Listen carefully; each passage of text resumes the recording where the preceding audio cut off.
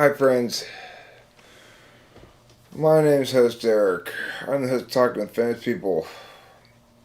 And right now, right here, I'm right here to talk to you about right now.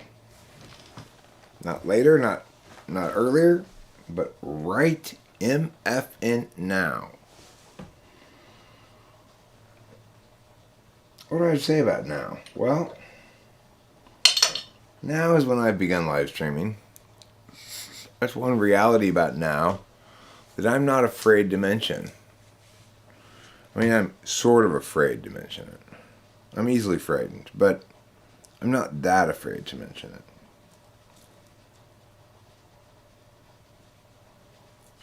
Anyhow, when Rachel and I were driving around Hollywood earlier, we had kind of a long, busy day, We did a lot of different things today.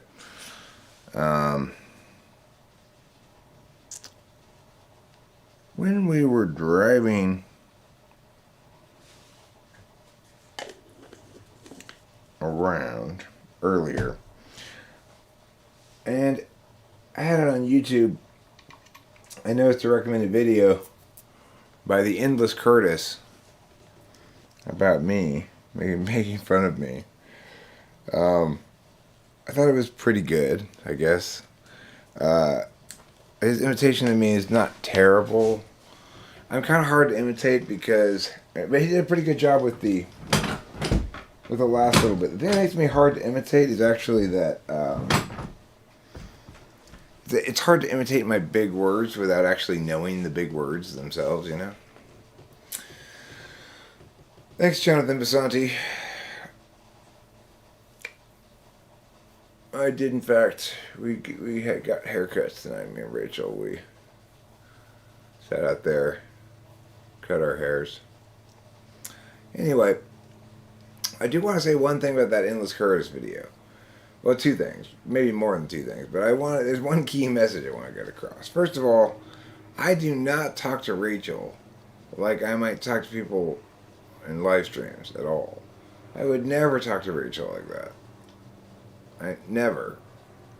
Like, literally never.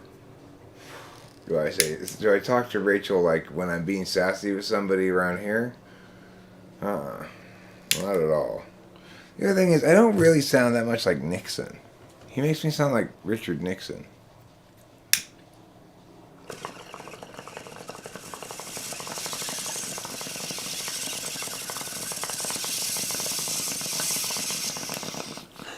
Yeah, he did a parody of me.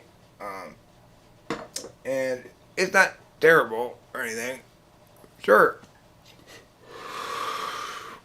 But, I mean, okay. His imitation of me is not terrible.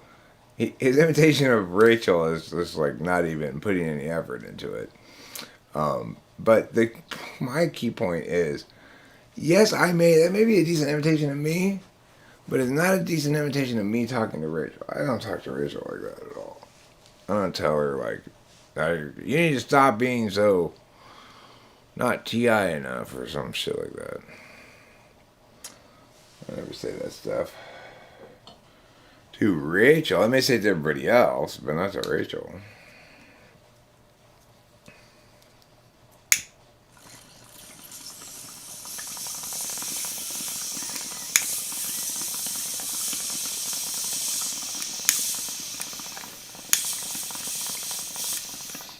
Man, I'm thinking those peas may have worked too well.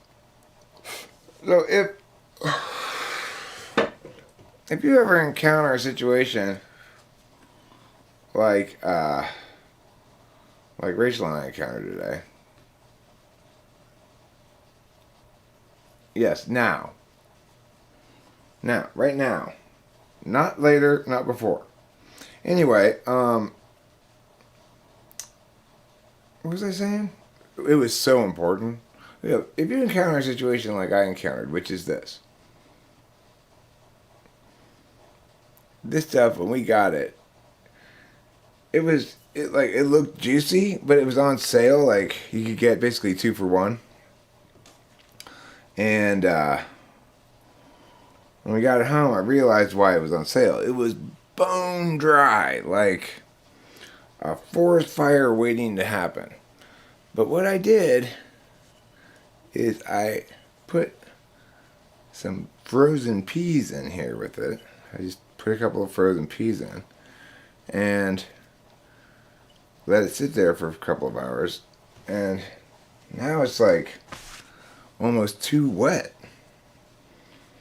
This is a trick I learned from an ESTJ. If your weed is too dry, just put a frozen pea or a piece of lettuce or a piece of green bean or something like that. It's not dry in with your weed, and it'll moisten it right back up. This used to be just like seriously bone dry, and now it's moist. It's moist like pound cake. Thank you, Rachel, for seconding that. I do not talk to you that way.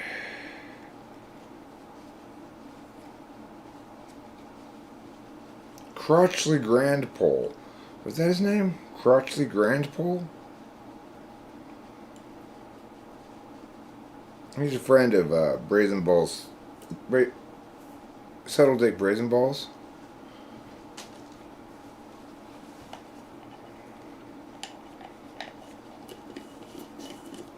Crotchley Grandpole and Subtle Dick Brazen Balls together bring a complete package to every modern woman.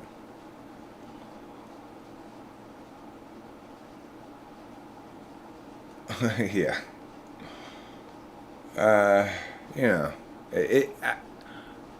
I'm not. It didn't bother me or anything, or made me think like, hey. But the only thing that made me think kind of hey was like, I wonder if people think I actually treat Rachel like that, you know? I get that he wasn't trying to parody he probably wasn't trying to parody my interaction with Rachel. He was just trying to parody me, and Rachel was just sort of a filling character there. So it's like I'm not irritated or anything by it. I just think, like, that's the one person I don't talk to like that. Your gut told you that I just started streaming. Well, that's because I have my phone implanted in your belly. I got it on vibrate mode.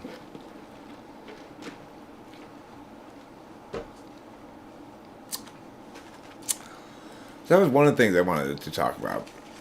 I did kind of appreciate somebody making a video about me. I didn't think it was very good either, but whatever. And it did make me realize, I guess sometimes I do sound like Richard Nixon. A little bit occasionally. I wouldn't say that Richard Nixon is a primary color. It's not a primary shade making up the color of my voice, but it's definitely there. I am not a crook. As you can see, it was an absolutely lovely day today down in Hollywood. You see this picture I got here. That's Griffith Park Observatory that you see behind me over my shoulder there. That right there. That thing. That's Griffith Park Observatory. And this is from the hill. This is from Barnesdale Park. And what's that right there? Oh my gosh, what is that? Oh my gosh, you guys, look. It's the Hollywood sign. Hooray for Eric Strauss. Hooray, hooray, hooray for Eric Strauss. So, right now I'm sitting right smack dab between Griffith Park Observatory and the Hollywood sign. That makes me super red carpety. Very much like I should have paparazzi following me around, snapping photos.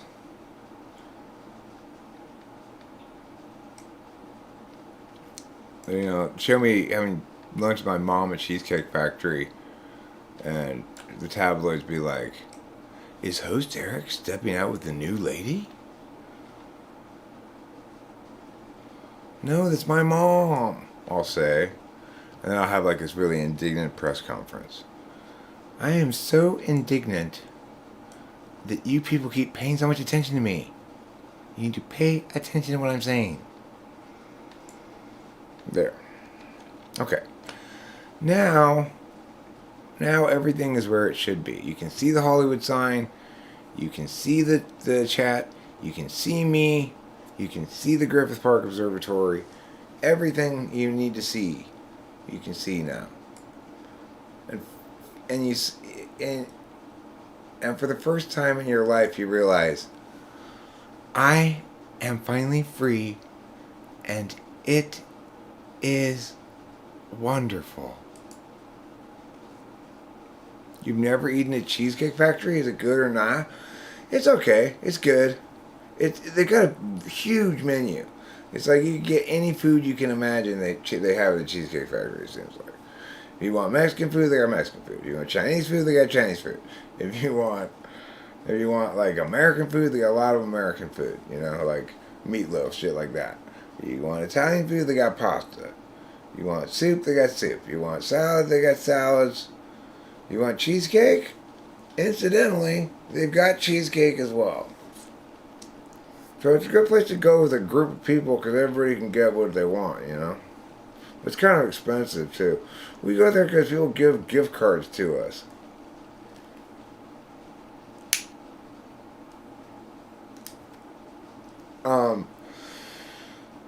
Yeah, it was a very cloudy day in Los Angeles.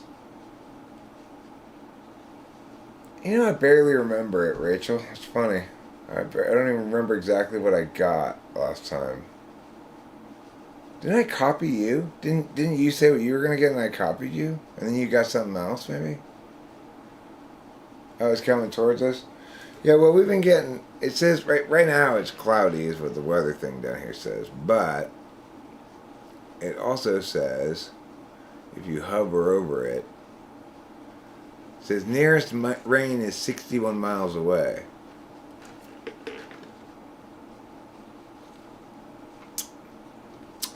Oh my God, everybody. Reader's Digest has an article that I want to read. I have to read it. It's a question I've asked many times. I've brought it up many times. The title of this article is, "This is why Coke tastes better at McDonald's than anywhere else." Reader's Digest, you have my full attention. I'm surprised to say, you Reader's Digest definitely do, though, have my full attention now. You've answered this question.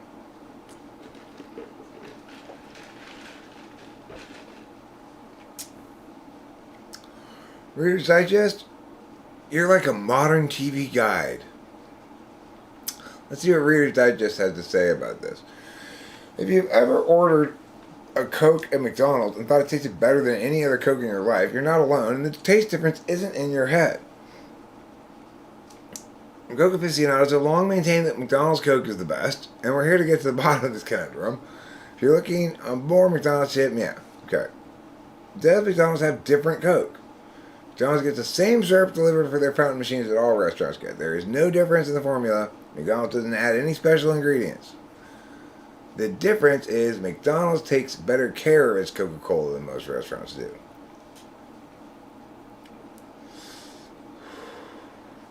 Why does Coke seem to taste better at McDonald's? It all starts with the packaging. Typically, restaurants get their soda syrups in plastic bags, but Coca-Cola does something different from McDonald's. The fast food chain gets its Coke syrup delivered in stainless steel tanks. According to the New York Times, the material keeps the soda fresher, and your tongue can taste the difference.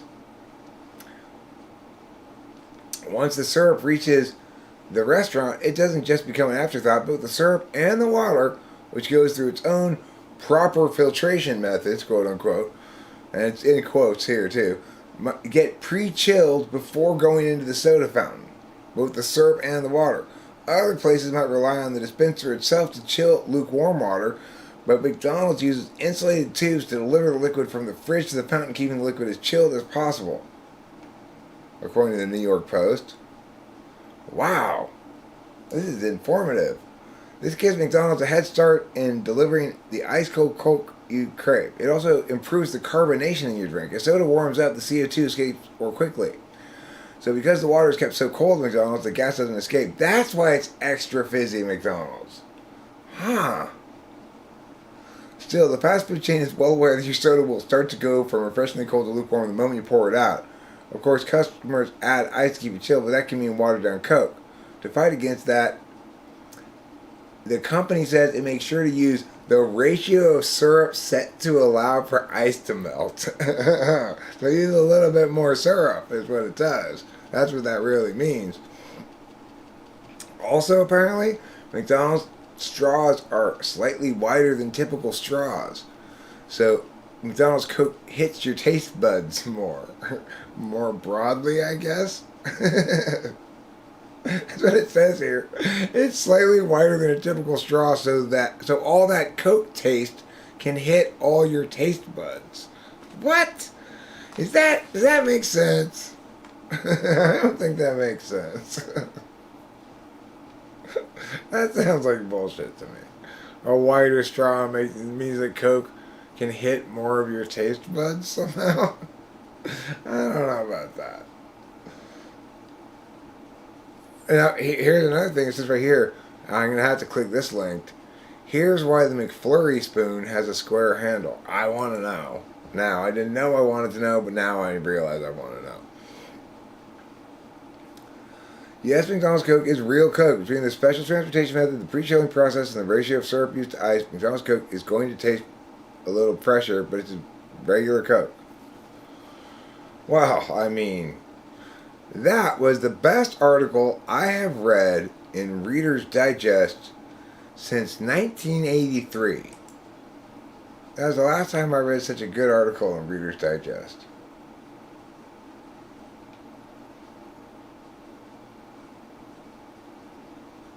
McFlurry spoon is hollow. Since the handle of a McFlurry spoon is hollow, many people thought to use a spoon like a straw, but because McFlurry is so thick, the ice cream can't make it up.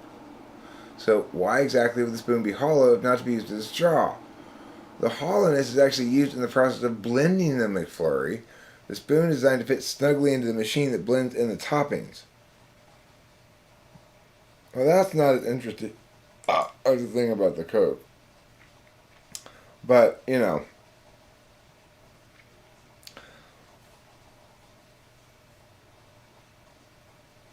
Yeah, well, the chat freezes up on the screen that you see, but not on in the actual chat here when I don't have the actual chat window active. The OBS basically has trouble keeping track of everything.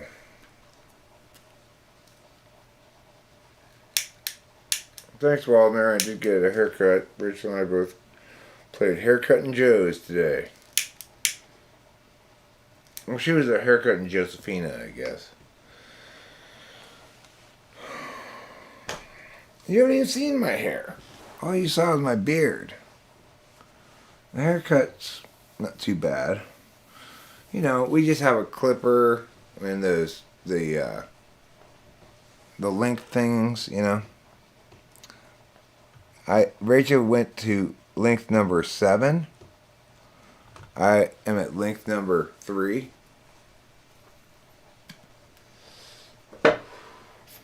I'll tell you what, I'll put on a different hat.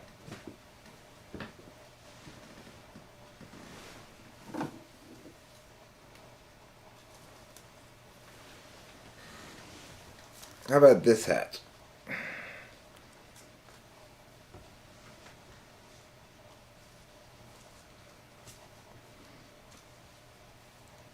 Okay, here we go. Get on there. Get on my head, you.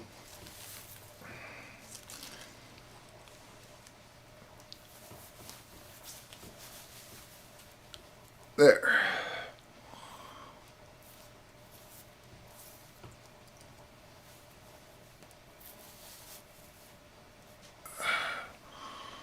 There we go. Now I look like an ENFP. ENFPs,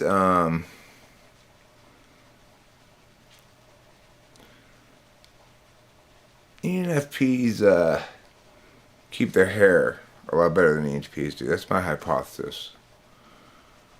I think that ENFPs are less likely to become bald than ENTPs. It's my working hypothesis that FI is... the moisture of FI causes your hair to stick to your scalp more. But like I said, it's just a working hypothesis. It's not set in stone yet. Share me your favorite anime. Oh, why is ENFP one? Okay. Well, let's see. Favorite anime. Favorite anime is a tough one to answer.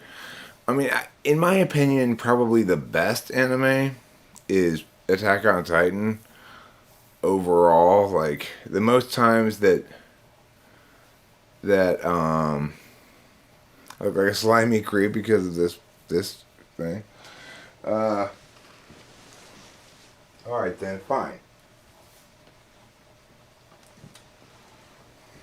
Here. I'll just go ESTP then. Alright, Briz. Now we're copacetic. Other animes I like a lot. Let's see. I mean, you know, it's like, well, paw, so pitted. And, you know, like, I'm actually enjoying Tokyo 24th Ward right now. That's pretty good. But it's not great.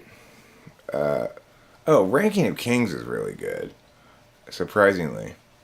For one that is, about a little deaf boy. You know, I don't typically like inclusive stuff, you know.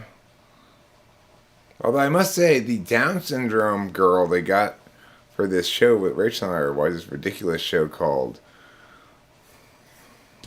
Between on Netflix.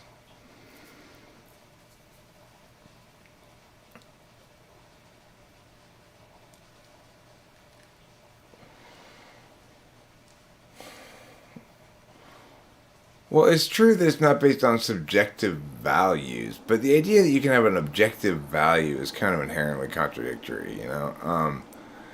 But I get what he's saying, because, like, FE appeals to universal things like pride and shame and stuff, rather than the particular impacts based from the unique person, unique circumstances.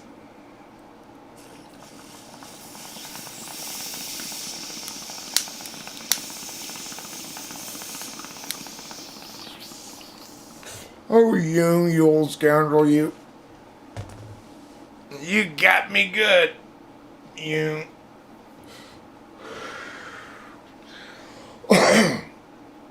There you go. He's trying to use the word subjective and subjective again, you. You don't stop, I'm going to start calling you Joan.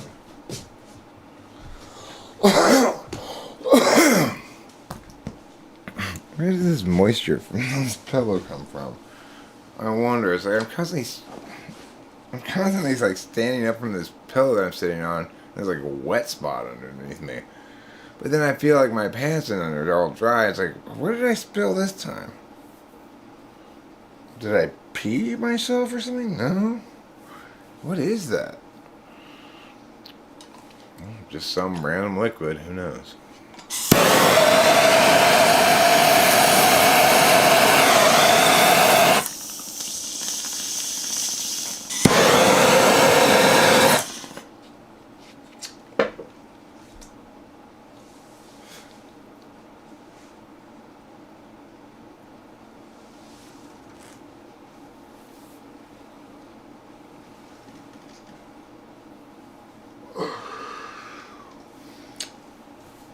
I did cut my ear today when I was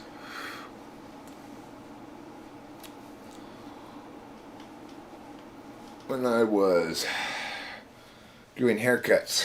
But thing is, FE is only those things as an action function, you know, in its action capacity, and in its, or you could say maybe its active interface capacity. It's also And that's why so much of cognitive functions, it's just where it falls short is just that simple. It's like people have failed to parse things in terms of agent, subject, object, and that solves a lot of the confusion right there. You know, when you've got a function that's fundamentally receiving information, but you're an action type, your relationship with it is going to be affected accordingly. You know, like that's why ESTPs have much better intuition when they're playing drums for you than when they're choosing music to listen to.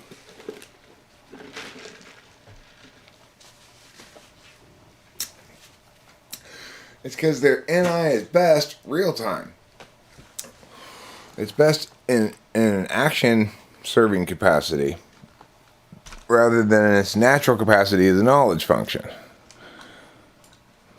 And those kind of distinctions cause a lot of confusion, you know?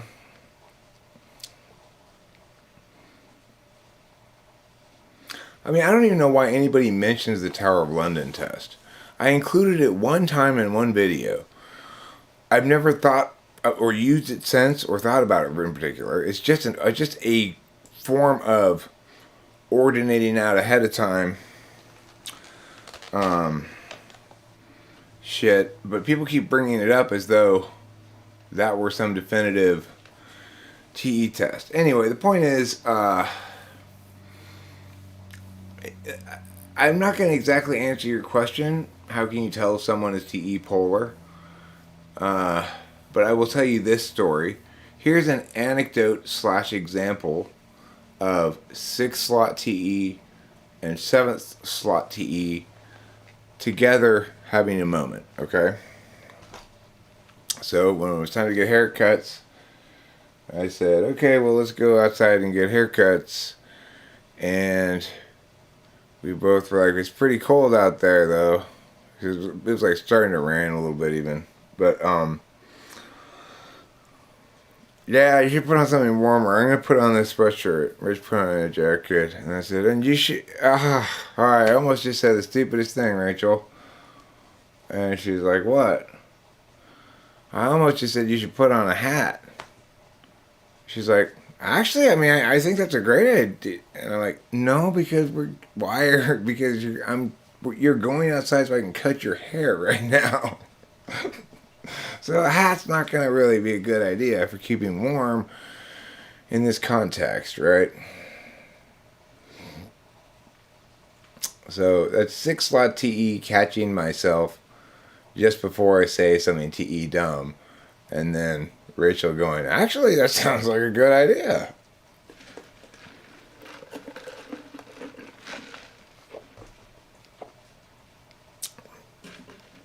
I mean, one way to check for TE polar is to ask somebody how to solve some kind of big problem. Like, I usually use the California drought as an example, but how to solve a big problem such as plastic in the oceans. Let me ask everybody this. Everybody think about your answer for a second, okay? How should you personally are now in charge of solving this problem? Plastic in the oceans. Go. Solve it. How do you solve it? So think about your answer. If you want to write it down in the chat, put it down. And then I'll explain this question in a second. Alright, so anybody want more time?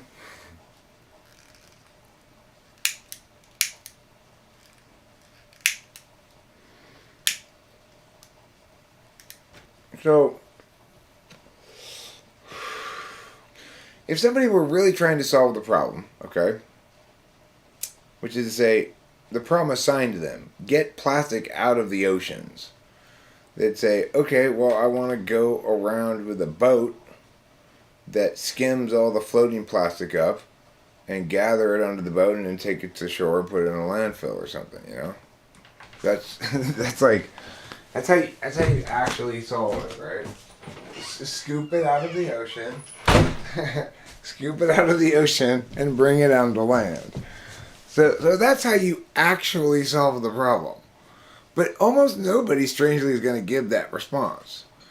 Like, when I asked the California drought problem, how do you solve California drought problem? People give me answers like ASDFASD says. Things like, well, first I try to determine why there's a drought in the first place. First I try to determine why there's plastic in the ocean in the first place. The answer to the California drought problem is more desalination plants?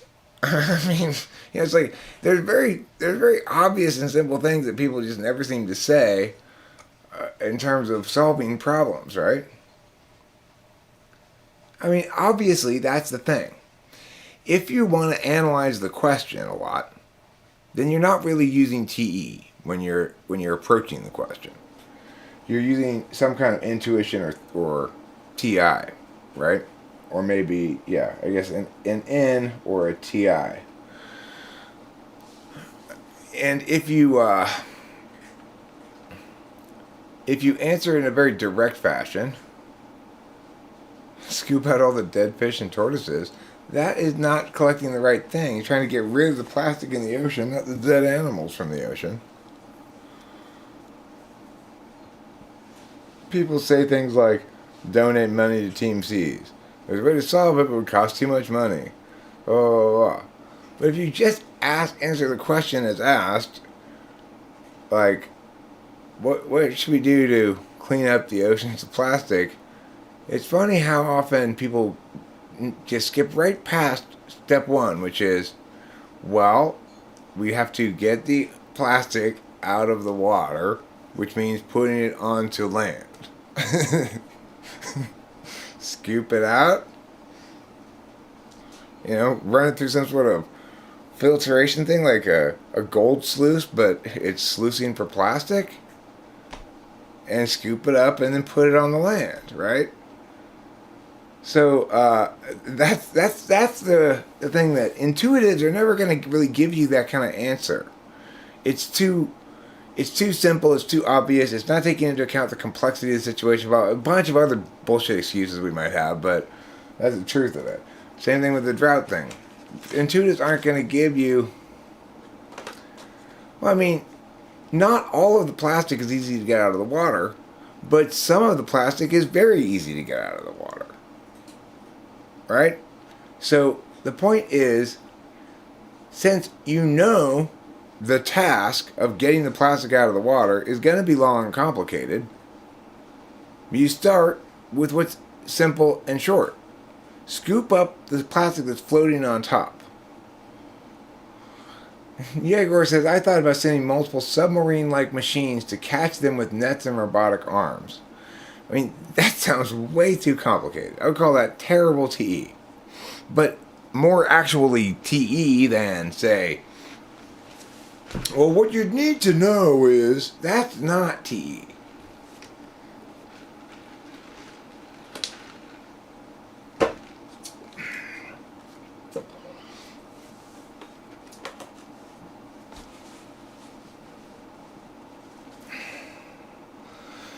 Well, and that's the other thing about solving. It tells you what people think about the word solving as well. So attaining solvency does not mean attaining a complete solution.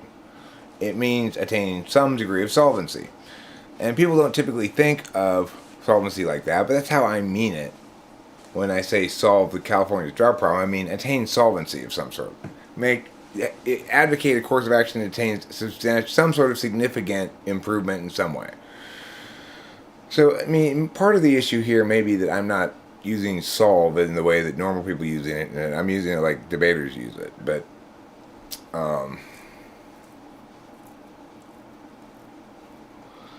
Fly Guy, that may be a good argument, but that's not TESI enough. That's not your job. You were told you're given a task. Get this plastic out of the water. You're not caring about where it's coming from. You're not caring about where it's going. You're not caring if you're helping overall or anything. You're just trying to get the plastic out of the water. You scoop it up, you put it on your boat, you take it over there, they give it to these guys.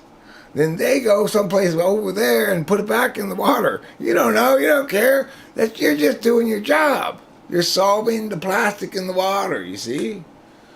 By scooping it out. You're making this way too complicated.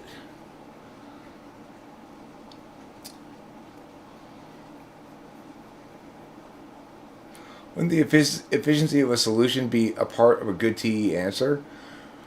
Well, I mean, the thing is, it tells you somewhat about the way people answer the question is not designed as a skills question, right? So it's possible to approach the question from a TE solvency approach, but it's more informative about how people think about those kind of problems.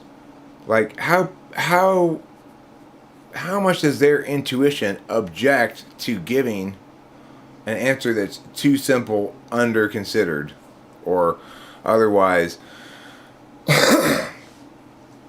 like reductive, you know?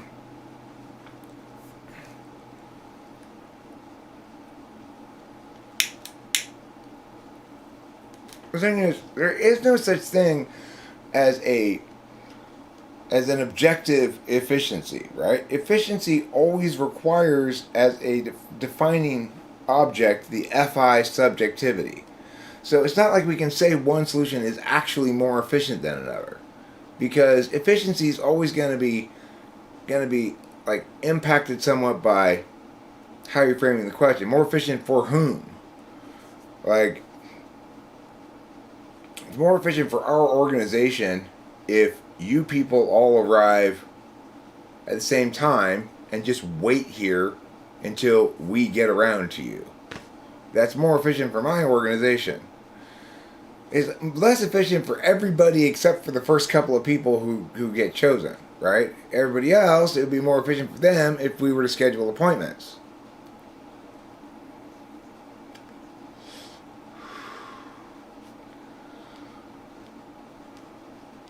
Efficiency determined by user feedback. That sounds an awful lot like FE, Jeremiah Fix. Your TE sure sounds a lot like FE.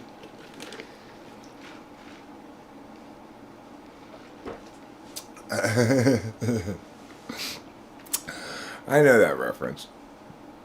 Asked. Grey goo nanobots that break it down and turn it into more grey goo nanobots. That sounds like a recipe for self-replicating grey goo nanobot global extinction.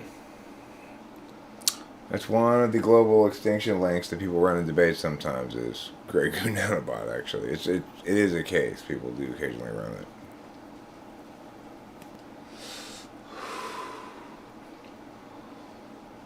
Are we playing Battleship?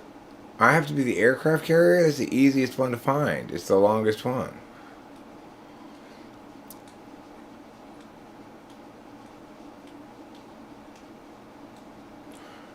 And the thing is, of course, the correct response to questions like, how did we solve California's drought problem, is going to be a lot of times generally pretty nuanced, right? So one of the issues with public policy in general is people have these kind of advocacies like, I'm going to solve this problem with this policy, and I'm going to justify it by claiming this is a good way to attain positive solvency in this particularly articulated problem. But they never account for, when you do an impact calculi like that, you've got to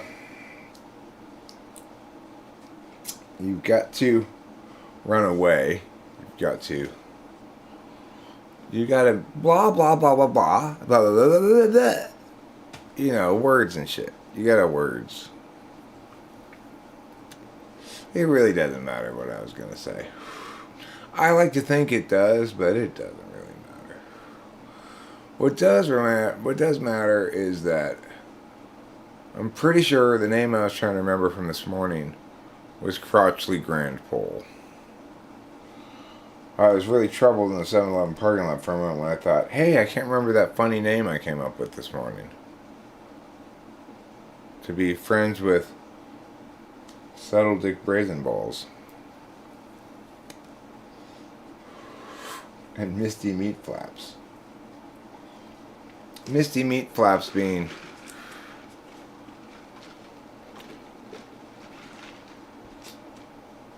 the girl in this movie. It's an adult film starring 3 adult film stars: Subtle Dick Brazen Balls, Crotchley Grandpole, and Misty Meat Flaps. Well, I have to admit, too, there is no solution to California's drought problem. I mean, I'm not sure why we don't build more desalination plants. I get it's an expensive way to acquire fresh water. I mean, I've advocated the following solvency. What we should do is pump seawater from deep out in the ocean directly to people's houses, and then cap off that seawater flow, and let the free market provide single home desalinators, water processors, whatever, so that if you wanted to use a lot of fresh water, you could pimp out your saltwater line and have all the fresh water you want with your technology that maybe doesn't exist yet, maybe doesn't exist to that scale, but if there's a metropolitan area, now granted, putting in a whole nother like sewer line under a huge metropolitan city is no small order of business, but at least you could put it just right next to the existing ones, you know.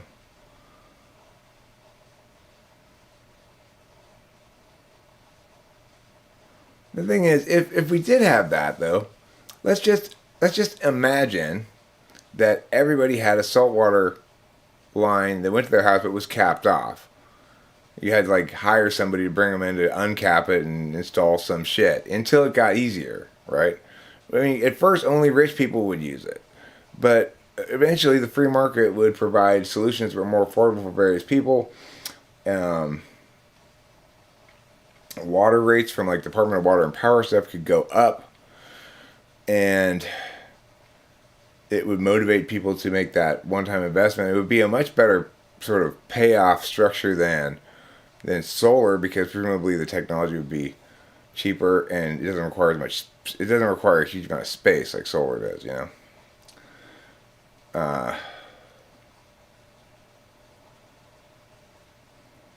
Ban Nestle from taking water from the Great Lakes Basin. They'll figure out desalination in no time. So, the way to increase the fresh water supply is to deny businesses access to it, so that they're forced into innovating in technology areas that are not their business at all. You know what we should do? We should get rid of all of our military.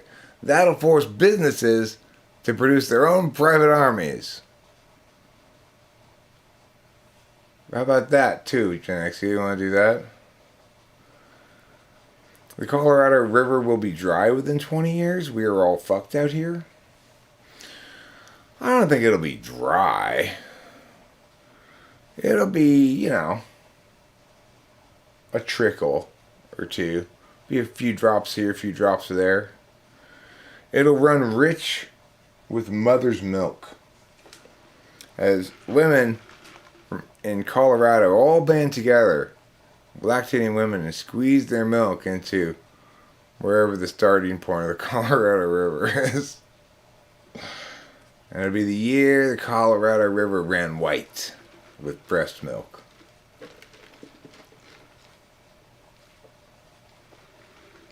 I thought a little bit about this, Jonathan, and that is a significant issue, is what do you do with all the salt? That turns out to be the significant issue in any kind of desalinization protocol that you got going on. Because no matter how you do it, and There are lots of different ways to desalinate a large amount of water. One of which is simply potentially to have vast floodplains someplace in California that you regularly flood with salt water that then just evaporates. If you flood the desert enough with salt water, evaporate consistently enough water into the atmosphere at a large enough scale, eventually you're bound to get some rainfall, right? But that's a good way to kill everything in the desert too, as it's used to. You talk about salting the soil. You know, it's like in the olden days, if your army was cool, you'd come in and let them keep their own culture, but now you take taxes. If you were sort of cool, you'd make them adopt your religion, and now you take taxes.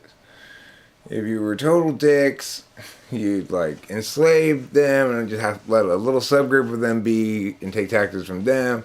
If you were like barbarians, you just rape and pillage and burn down the whole thing. You know. So, if you were the very worst of all, you also salted the earth after you were done burning down their shit, because then they could never be able to grow anything there. So that's the problem with all the salt. The salt does prove to be the significant problem in any desalinization scheme. It's like, you'd like to imagine a desalinization scheme that just pumped the salt right back into the ocean, but then that's going to make that part of the ocean like dead, basically, because it's going to be too salty.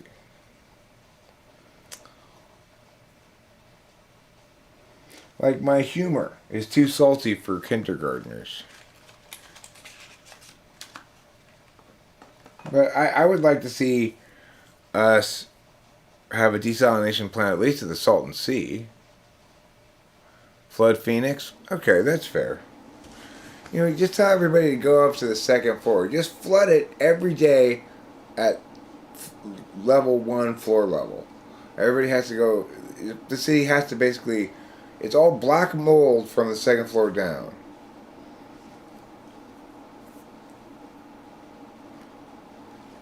I mean,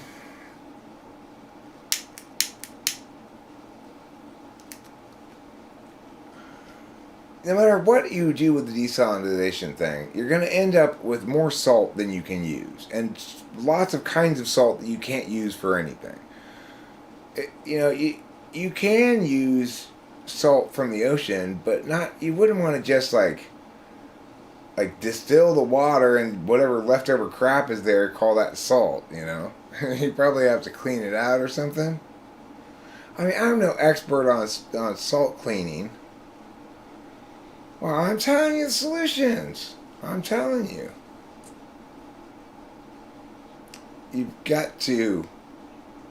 You've just got to pray harder, Elisa. You're not praying hard enough. How many people here are doing rain dances at least some of the time?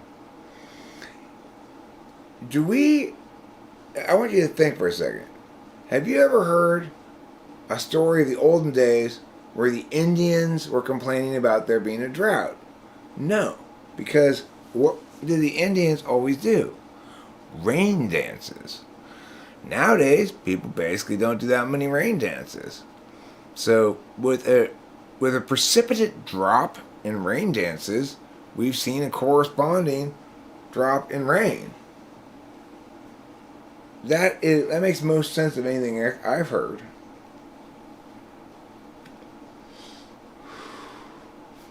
I mean, I like your solution there, Genexia. You moved the solution from the desert to a major metropolitan area rather than just sand, which I appreciate, because Phoenix could use some more black mold. They could use some flood damage. Not enough flood damage in Phoenix. They need to practice cleaning up from flood damage, given that we're going to be flooding them every day.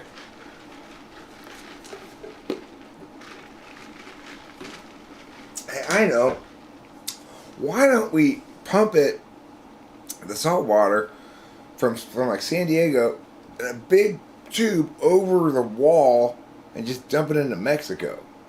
I think shit rolls downhill basically from America to Mexico to South America. It's all downhill from here all the way to Antarctica, pretty much. So, I think that's the best idea.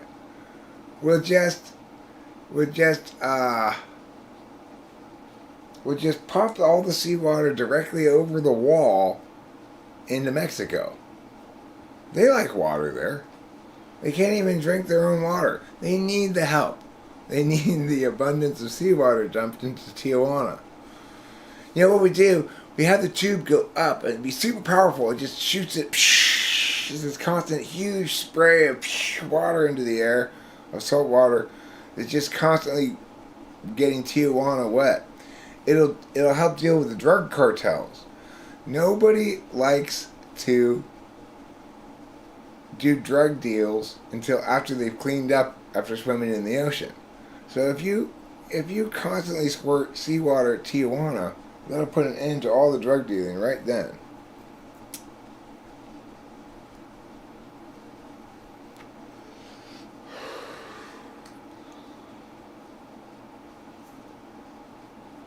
It's all asphalt. Tijuana's all asphalt, so no one seeps into the ground. I mean, at least 40% of the surface area of Tijuana is piñatas. So, I know you're wrong. Piñatas are highly water absorbent.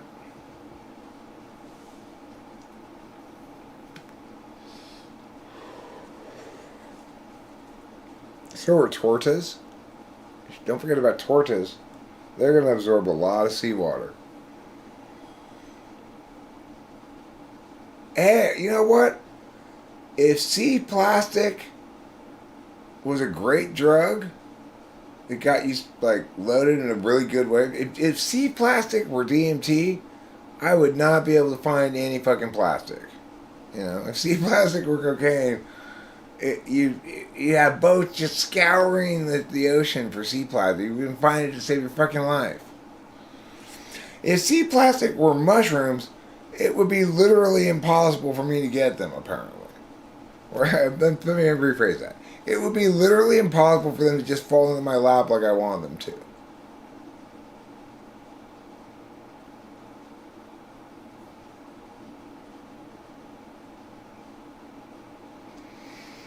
I mean, Jeff Shaw, my solution of building more desalination plants is very much feasible.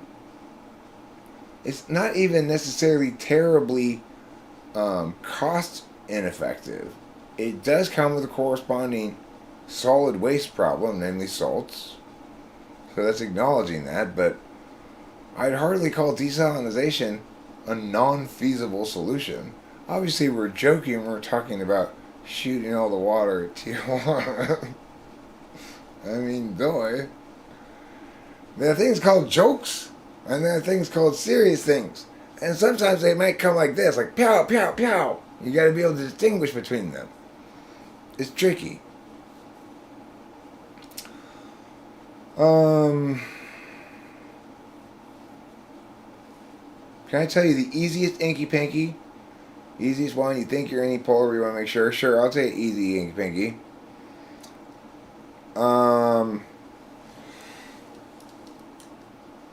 This is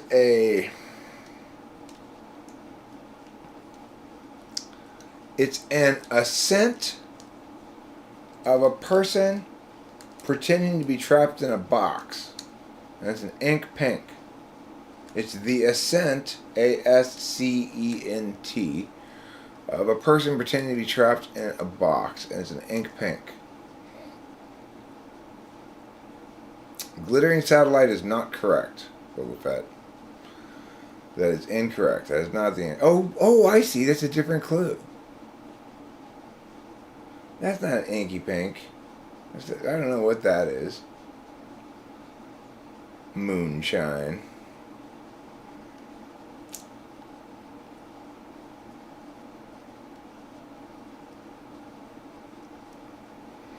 This is the Moonshine Poon line.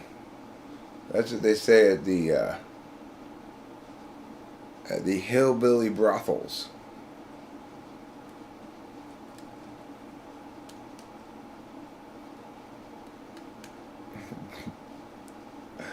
Pump the seawater up Jeff Shaw's ass.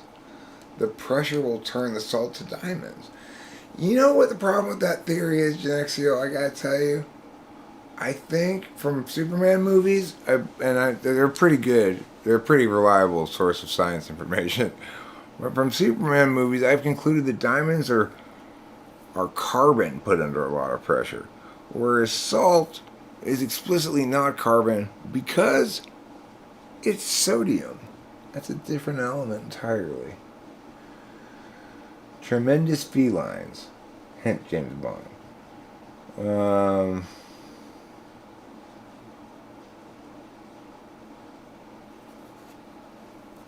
I don't know. Kitties? Titties are pretty tremendous.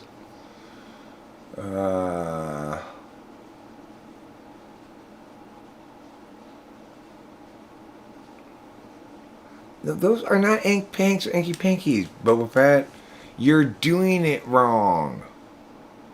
You're doing it wrong. That's why I had to keep telling your mom, too. The Inky Pinky was the ascent, A-S-C-E-N-T, of a person pretending to be in a box. Yeah, I figured that was a joke, Genexo, but thanks for clarifying. Let me make a note of that. Was joking.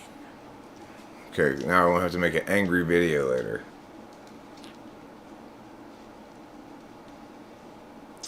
Herkimer diamonds from New York and Clear Lake diamonds from California are both quartz, for instance. Then why do they call them diamonds?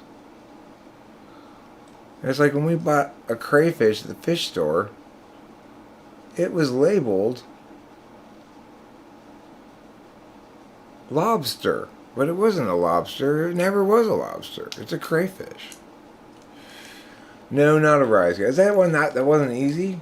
Nobody got that one? The ascent of a person pretending to be trapped in a box? Seems easy. Maybe not, though. Alright, I'll tell you the answer. It's a mime climb. It's a mime climb.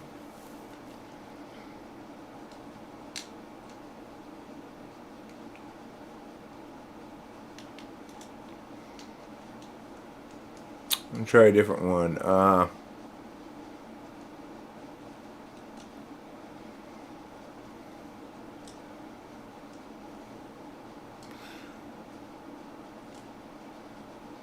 Hey, Jaxio, can you check which direction you think you're going? And then I'll check to see which direction you're actually going. And then we'll make a determination about whether you reached your limits.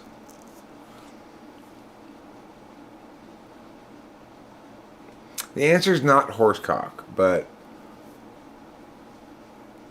not a bad guess.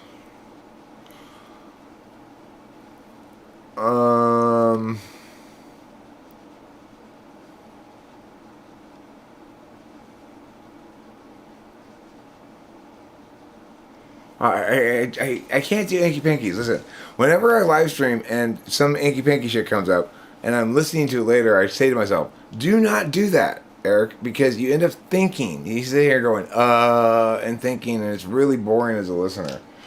I'm just not going to Inky Pink. Nope. Want nothing to do with it.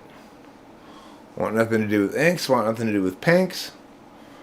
I want a lot to do with twinks, though. Oh, yeah. Isn't that what the kids are calling Twinkies these days?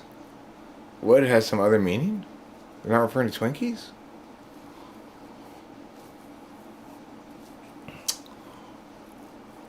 Enigmatic. It's a battle of enigmatic nonsense. And in this corner, we've got NIFE.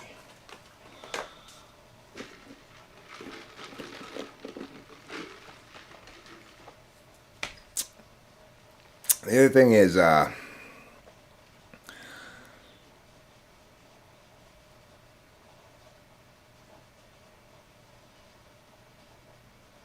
something I want to say about Leo from actualize.org before I was coming in here. I was thinking about it. And his... Okay. Oh, right. I want to talk a little bit about how, you can learn from your supervisor type, but you can't really learn from your beneficiary type, your benefactor type. So, and here's the reason why. And what I mean by this is you can't really learn how to be better from your benefactor type, but you can learn how to be better from your supervisor type. And this is the explanation that it turns out that wasn't as easy as I thought it was, Jigger. I mean, like, and, super easy one would be like a honey-making insect, large bush, ink pink. But okay, back to what I was saying. So, the reason I can't really learn anything about me from my dad, or about how to be or something, is because when I'm learning from him, I'm learning from his dominant and second function. So I'm going to have to learn from him TESI. Both of those things are instrumental values to me. They're not absolute. One of them's countervalued and one of them's kind of half-assedly valued, So in order for me to learn from my benefactor type, I have to be less me. There's no way to be a better version than me. I have to be the opposite of me to some extent. I got to take what I consider to be fundamentally utility-only value things and treat them as though they had absolute value for me. I have to be a different person to benefit from a learning perspective from my benefactor. I can still benefit from my benefactor, like, I benefit from my dad who buys things at the supermarket for me to eat and puts them in our fridge and stuff. I have lots of benefits like that, but learning how to be a better Eric is not one of them. But watching Dulles' video about the data and his careful approach with people who think they're INFPs, watching that video and his the I don't want to say lip service, but the amount of attention he afforded to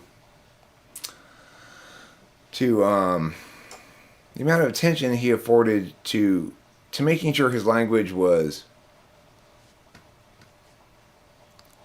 inclusive. Like, instead of saying, okay, so for most I'm an actual INFP, but most of you people who think you are not, which is the truth of the matter, right? That's the truth, right? And that would be the NI, unvarnished NI, simple truth of the matter. But,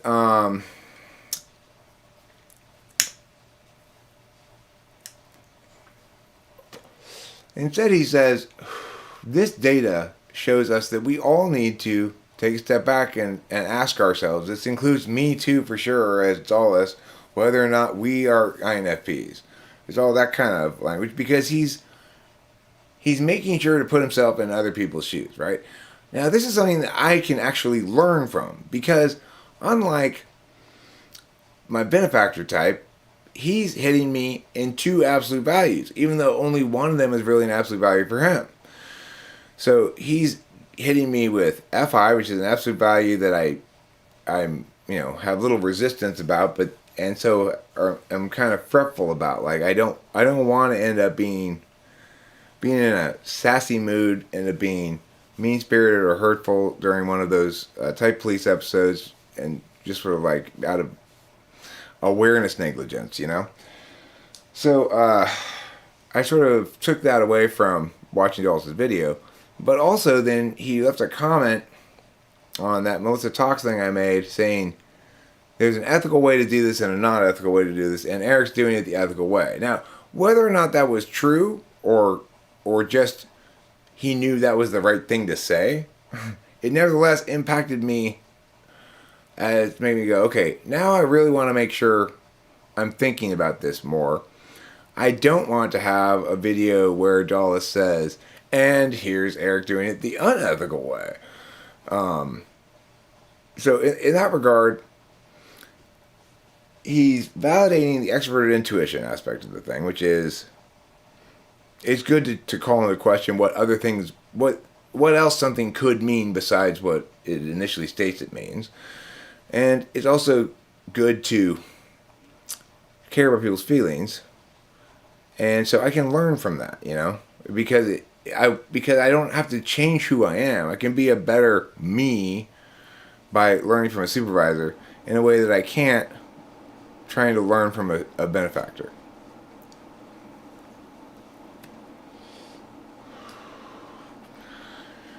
Equator.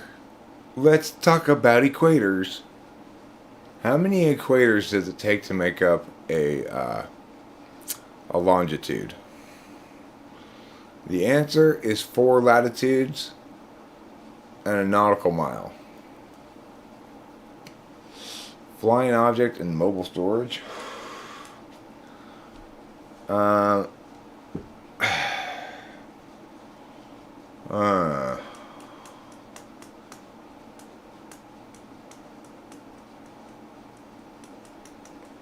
don't know.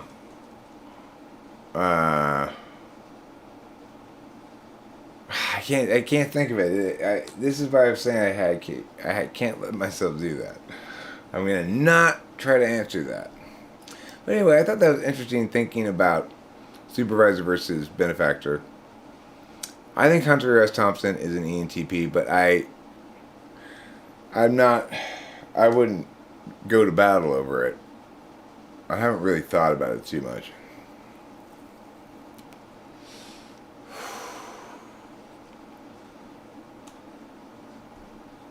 I mean, is it ethical to type please people if my batting average is trash?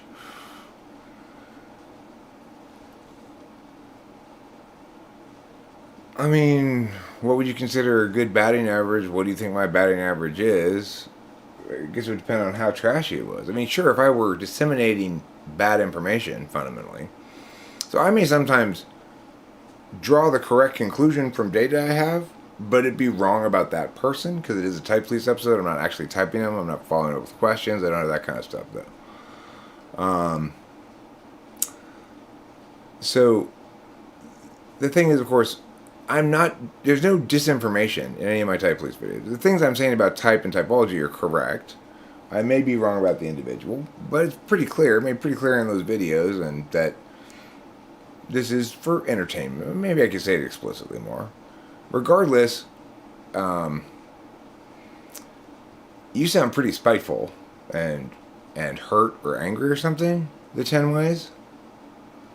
Because you've not established that my batting average is trash, and you didn't use a subjunctive mood, so you're positioning it as though it is, and I'm pretty sure you're not a good thinker, or you wouldn't have approached the issue in this fashion. Yeah, shots fired. Shots fired. Well, I'm certainly the most qualified type policeman there is. And also, very importantly, I wrote the theme song for it. And you can't have Type Police without the Type Police theme song. But yeah, it's very much ethical for me to type police, as long as I'm not overtly hurtful and stuff, and try to remember that people have their identities caught up in these things. The fact is, I'm doing the world a great service by calling, where appropriate, people's type into question. Because especially if they're on YouTube and disseminating themselves information that's saying like, hey, I'm an ENTP and this is what ENTPs are like, but they're not actually an ENTP, then I'm doing a great service by helping that person come to terms with the fact they've got themselves mistyped. Or, they can always hire me to type them, in which case we'll find out for sure. And I can give very good, strong arguments as to why this is definitive. Of course, depending on their type, those good, strong arguments may run afoul of who they are. Just as I was explaining how I can't really learn from a benefactor type about how to be me, it's because in order to embrace the values that the benefactor type is best attaining under, I'd have to have opposite values that I have. So for some people, typology is itself in fundamental conflict with their values. And so they try to turn it into something soft and mushy and yucky because that's more consistent with their values. They want truth to be instrumental. They want correctness to be instrumental. They don't want it to be absolute. I mean, I don't know what type Melissa is. I'm not sure. My guess is I was operating sort of the guesstimate that she was ESTJ, but could be ENTJ. It seemed like either third or sixth slot extroverted intuition. It seemed more third because she seemed to enjoy it.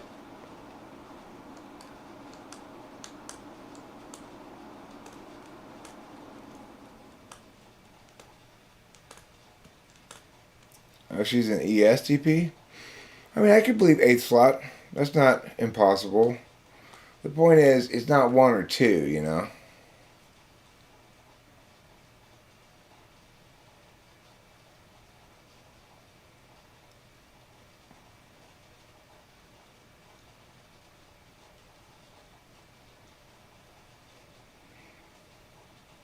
Well, I mean, the thing is, the 10 ways, that's where you're exactly wrong. The argument is always about the person. In other words, attentional manners only exist as expressions of selves. We talk about them as though they were objects of analysis, but the reason you are responding the way you are stems from your cognitive function stack and the values that stack represents as prioritizations that are exclusive of other prioritizations. In this case, that's FI that's talking right there. In other words, your strong feelings are deciding what words to say.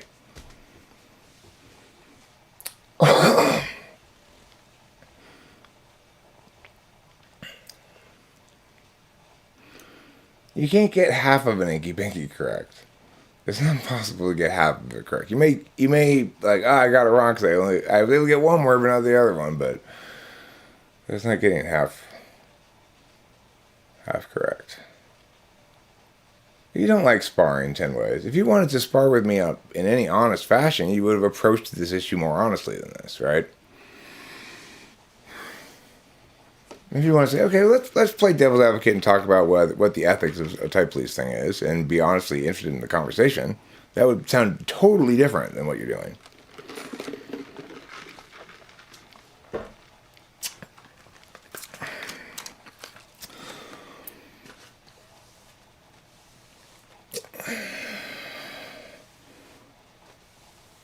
Also, host Eric's arguments audience keeps asking him to do more type police videos. Host Eric goes ages without producing those videos while producing hours of other creative concepts and videos. Yeah, well, they are controversial, but the thing is, that's not an okay enough complaint for me, you know? I can handle it. I'm not... Sometimes it gets a little like... There have been occasions in the history of talking with famous people where there were enough people active in the streams and stuff who actively were negationary towards me just because of a typological conflict or a personal conflict or their own issues or whatever, you know. And in those times it got to be a little like, okay, this is ridiculous. Why am I letting myself continually getting dragged down into these puddles of stupidity? But you know, by and large, as long as it doesn't occupy too much of the total percentage of the discourse, I can expect and can handle the controversy, you know. Would the mild troll be easy? Yes, we're all acting through our functions, but which functions exhibit which types is a debate over categories, not the person. Yeah.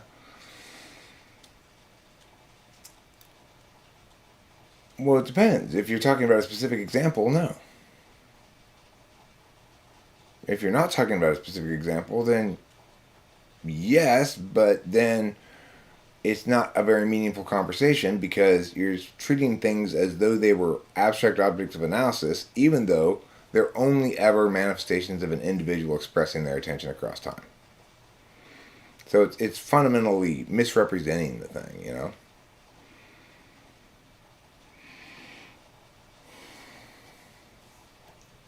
But I get that we still are going to talk about it as objects of analysis sometimes, but it's absolutely incorrect to think that those discussions are more rather than less meaningful.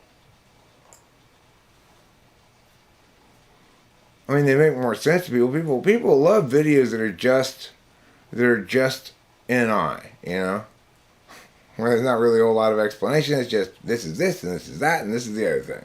People love that shit, but it's not, you know, it doesn't represent a real understanding of things. It represents grokking, you know, and it feels satisfying to grok shit. It's not the same thing as truly understanding. It's like my mom used to say, you really understand things for the first time when you have to teach them.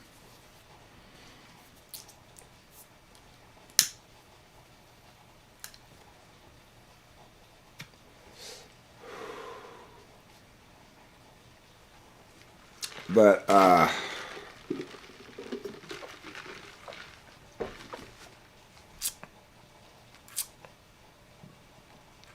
the thing is,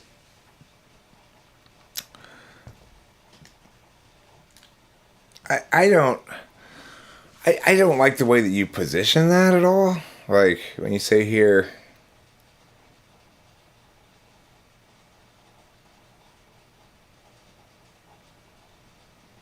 it was a mild troll, be easy.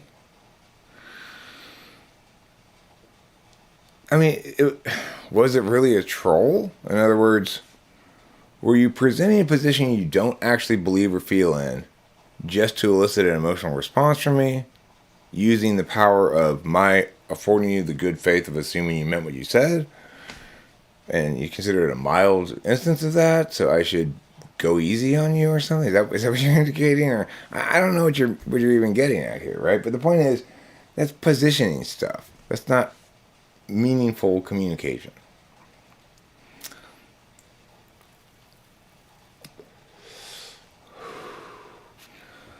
Chicken pot pie? How can you think chicken pot pie is bad? Unless you have a particularly terrible instance of chicken pot pie. Have you heard the song Chicken Pot Pie? By yours truly? A fan of chicken pot pies? Maybe that's what you need right now. Maybe to help you choke down that chicken pot pie, you need to hear the song Chicken Pot Pie. Oh, the comment about your batting average was a mild troll. Well, was it a troll?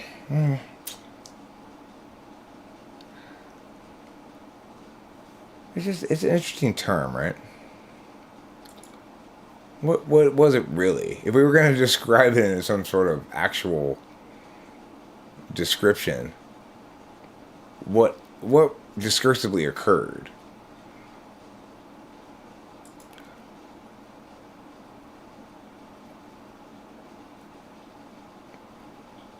Calling something a troll seems a way of collapsing into vagary.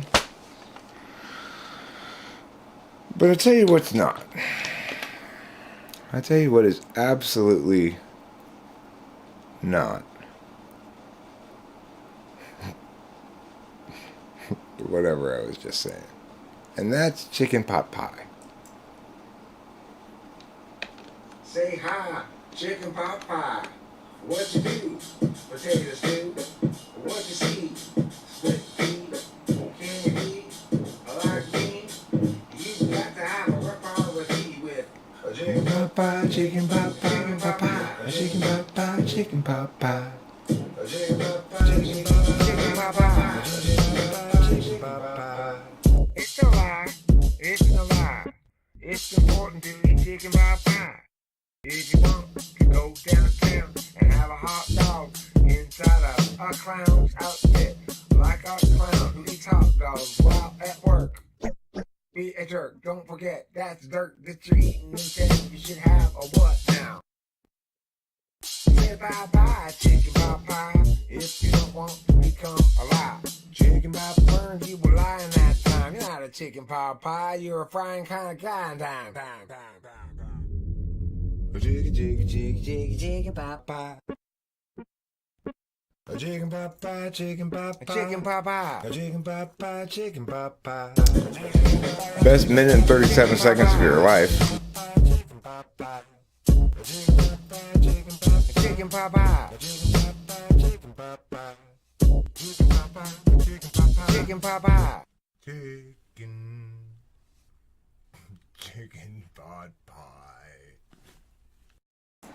Yeah, I do have a couple of regrets in type. I have one main regret in Type Police, which is I regret fucking up Frank James.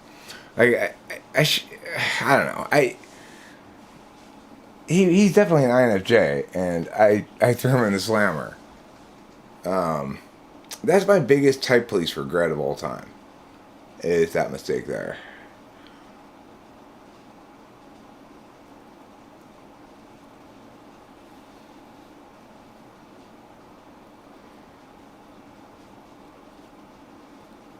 It's no lie. It's no lie. It's important to eat chicken pot pie.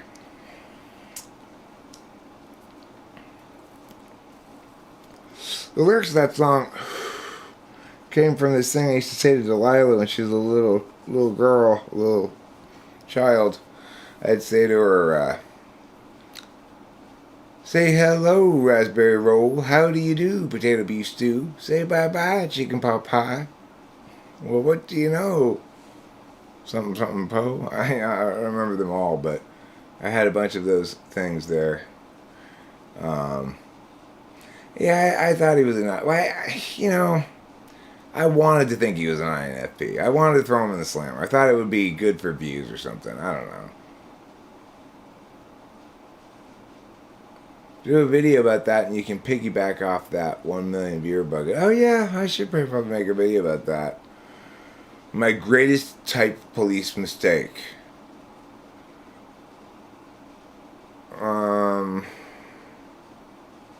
A boarder is somebody who stays at your house and eats your food for money. Yeah, he's an INFJ. I agree completely. He's an INFJ. But I've had other Type Police people that I've policed where I've concluded I might have been wrong, but not any of them besides Frank James where I ended up feeling kind of dirty, like I may have done a dishonest job of it, you know? Frank James felt like a little bit of a dishonest job, whereas other times when I've been wrong, I've just been wrong. I mean, sometimes people's affect, and depending on how they make their videos, it can be challenging to know for sure what type they are based on their videos. I've made plenty of those videos correcting myself. But yeah, if I do one for Frank James, that'd probably be a good video. I think I already did make a video correcting it earlier, but you know, you gotta hit everything just right if you want a video to get that pop 10Ks. It's gotta have a good thumb, it's gotta be short, it's gotta work on multiple levels. It can't just be clickbait or else it won't have any legs. I tell you which video has a lot of legs is that how to make each type mad video. That one has a huge, for me anyway. I don't know what it is really for other channels, but when I look at what I call the like ratios for something, what I'm saying is, in your first 100 views, if it's a good video, you might get like 20 likes because it's your hardcore subs and they tend to like it more and whatever. But you're never going to stay above 10% past about 300 views. Okay? But this video, how to make a type mad, it has 87 likes, 4 thumbs down. That's 91 thumbs. And it's got 925 views. That's an insane thumb percentage for almost 1,000 views. Almost 10% thumbs. That's crazy high. Because, like, another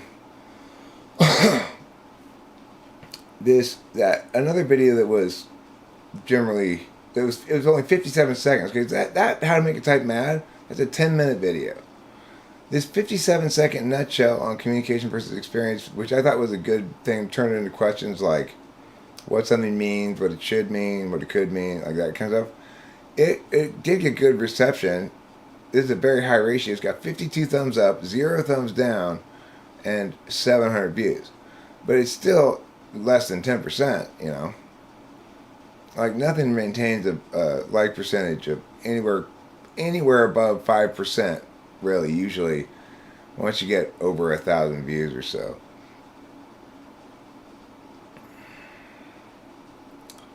So, I was pretty happy about that How to Make a Type Mad video. It's doing quite well.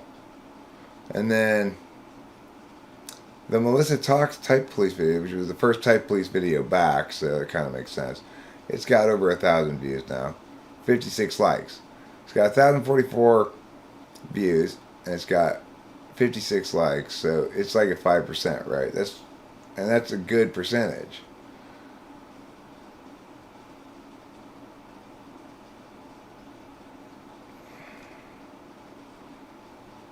I'm disappointed that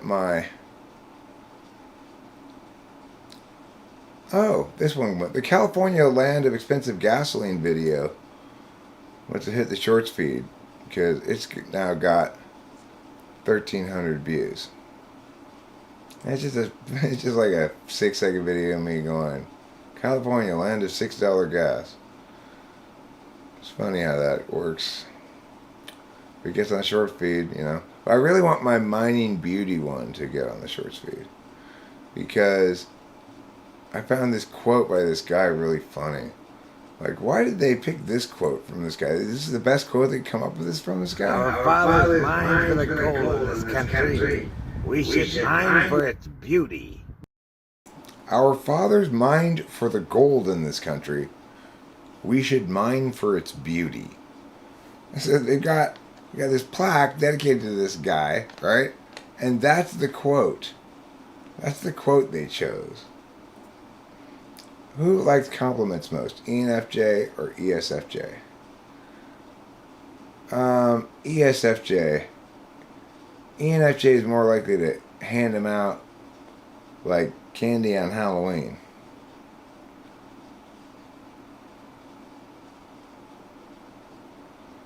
Yeah, some things are doing pretty good. You know, it's all,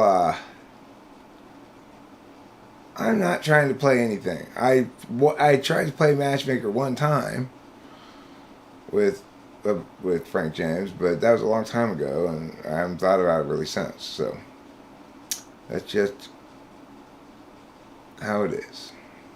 So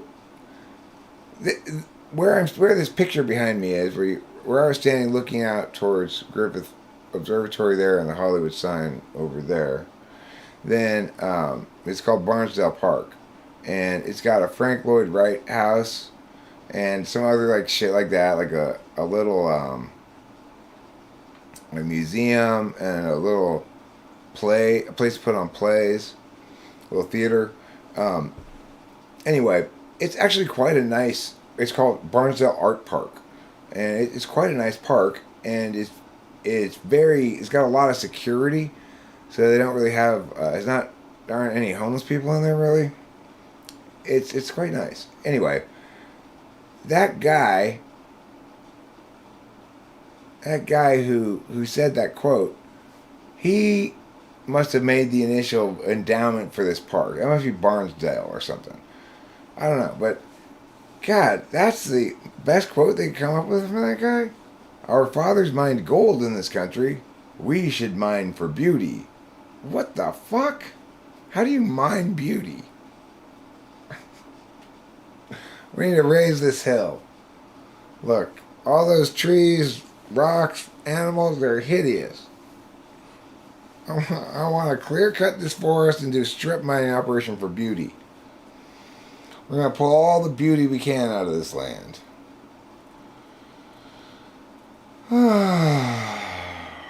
Frank James's girlfriend is money.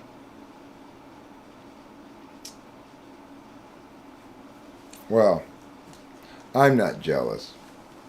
I've tried having sexual intercourse with money before. It's not a very considerate lover. I ended the evening with a lot of paper cuts in a few unmentionable places.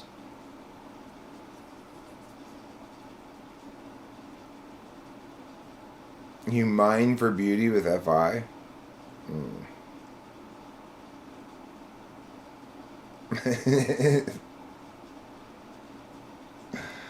Lie still, sweetie. You're gorgeous. What are you doing with that pickaxe? I'm mining for beauty, okay? Now, sure, it means you won't have it anymore, but I'll have it then, so it's fine. It'll still exist, it'll just be no longer on your body.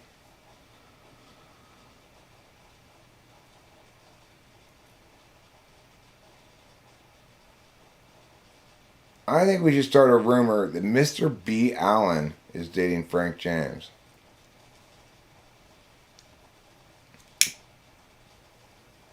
Sometimes called Mr. Ballin if you don't really know what his name is. If you're not in on the secret menu items like me.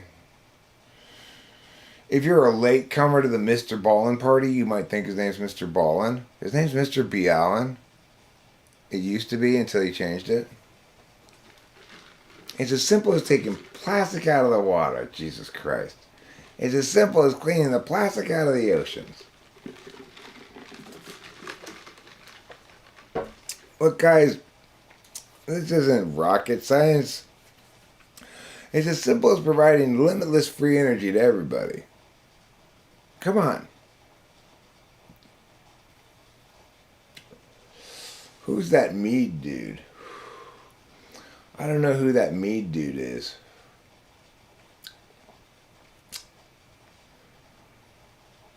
Hi. Mead? Hi, my name's Eric.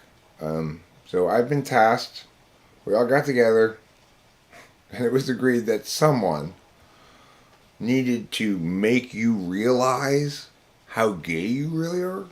Unfortunately, I drew the short straw and the job was left to me. Now, I thought long and hard about how to approach you about this, and my current words are the solution I came up with. Thoughts?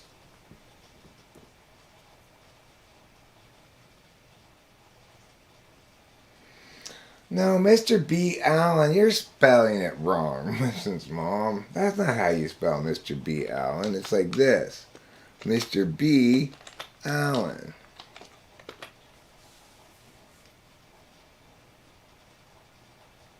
But it looks like Mr. Ballin, right? Don't be fooled. I see right through your purported Mr. Ballin hood. You're Mr. B. Allen. I'm not fooled by your name for 1 second, Mr. Ballin. I like him. I used to like him. I've watched all the videos of his that I want to watch now. He ran out of good stories to tell. It's not like he's making up stories, right? He's telling real stories. There's a finite number of true, kind of scary, paranormal-y stories that aren't just gruesome murders. He sort of segued into just horrible, horrible, dark stories of horribleness.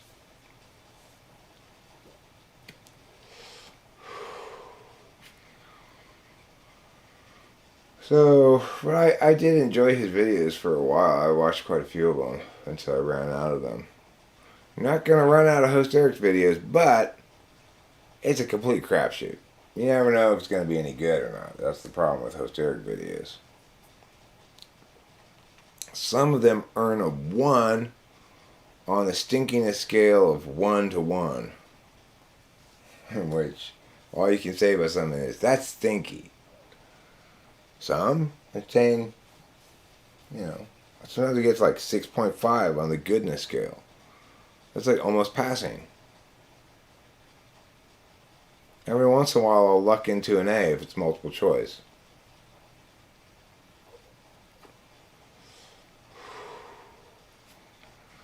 Eric, can you tell us a story that involves the plinth of human condition? Do you mean plight? Or is there a word I don't know that I have to look up? Plith, a large string of sentences that accomplish no end and have no meaning. Oh. Well, thanks for teaching me a new word. Plith. Who knew? That's a good one to know, too. How's it pronounced?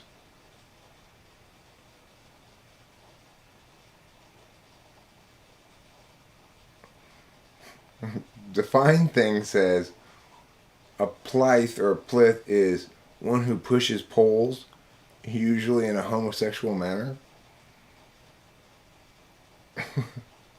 What? Alright, let me see what the comment was now. Pole pusher. Let's see. So you want a lot of sentences about the human condition and the state of the collective moving forward?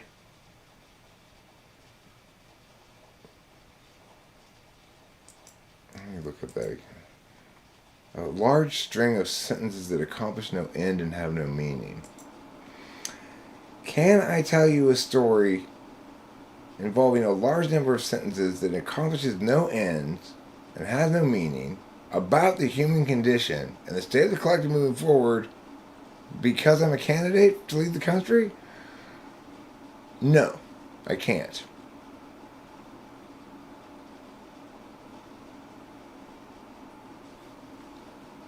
Now, if it was just a typo and you meant to say plight, well, I don't know. I mean, the fundamental plight, so to speak, of the human condition is that people don't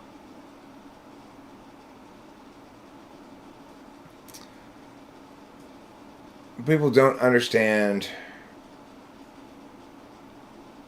That's it, I guess. You can frame it in two ways. There are two kinds of problems that people face. Either they don't understand or understanding doesn't help.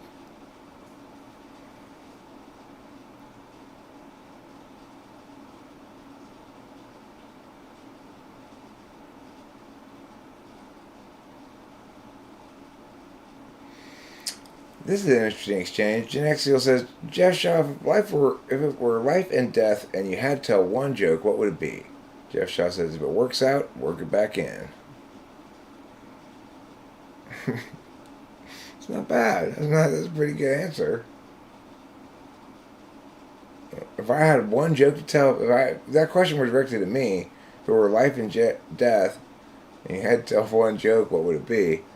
Okay, if it were life and death, so in other words, this could very well be my last joke I ever tell.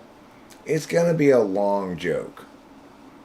So I think I'd probably tell, well, it's not really even a joke, but I think I'd probably tell my joke about the book festival. I'll tell you the joke. It's not really a joke. Once there was this woman, she was super pregnant. And she was like, oh my God, my water broke. But there's nobody to drive her to the hospital. Her mom's not home. And so she gets herself in the minivan, and a big ass stomach makes it really hard to drive, and she's almost to the hospital, and then she sees a sign for the local elementary schools having a book festival. She says, wow, jeez, I gotta stop in and see the book festival. So she stops the minivan, she waddles out of the car, and her pants are all wet from her water breaking, but she really loves book festivals. And so she goes into the book festival, and then she's walking down the aisle, and she sees her mom. And she's like, Mom, where were you? I need a ride to the hospital, for God's sake. I'm about to give birth. And her mom's like, book festival. At that point, the daughter said, yeah.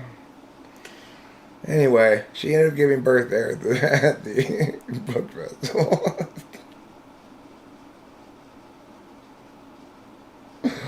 Why did the farmer cross the road? His cock was fucking the chicken.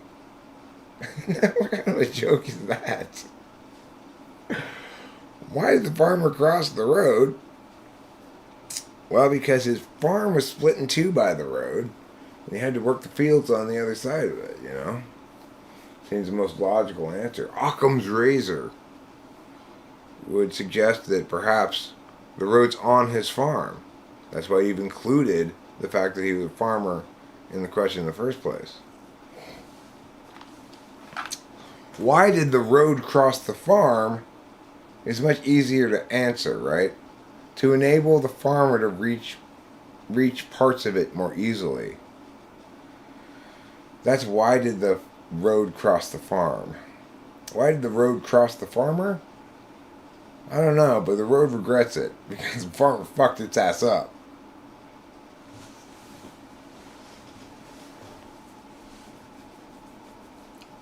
Epithelion is an extinct genus of bear-like hemicyanid carnivore of the Miocene epoch, endemic to North America and Europe, living from 16 million to 7 million years ago.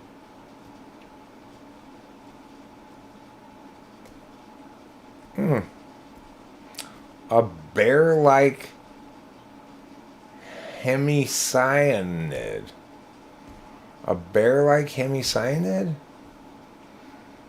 You know what I feel like for dinner for tonight? Bear-like hemicyanid. Do we have any of those species left besides these extinct ones?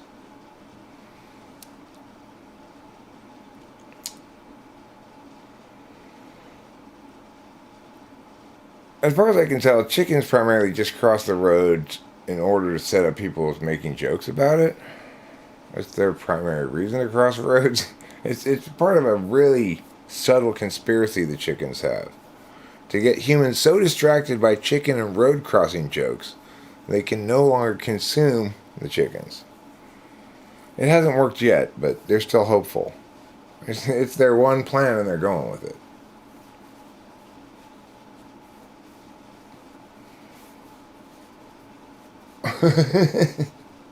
Why did the chicken destroy the bridge? He was a pro-river troll operative. Right. Don't get salmonella on your penis if you're going to feed it to somebody. That's just fair.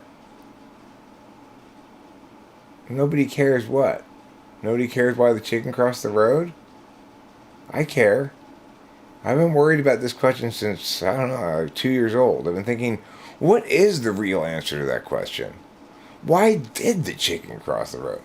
The only thing I could come up with is because it wanted to. Seems so unsatisfying of an answer. I've also long stressed and concerned myself. I've fallen into despair at times over the issue of why do priests, rabbis, and such always go into bars together, and ducks. Why are priests and rabbis always drinking with ducks?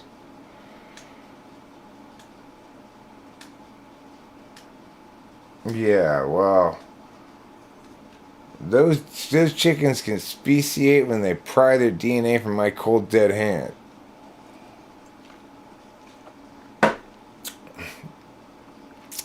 Said the biogeneticist to the chickens. That would be how to narrative out that shit, you know.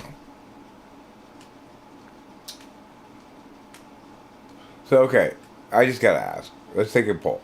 Who here thinks the 10 ways is Melissa Talks? Anybody? That's my hypothesis. If she is, she's playing it cool.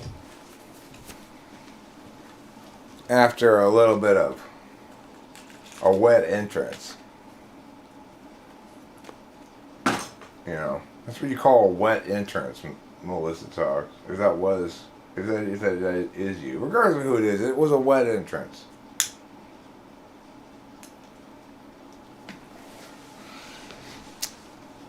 Well, if Melissa talks exclusively about balking, it could be called Melissa Box.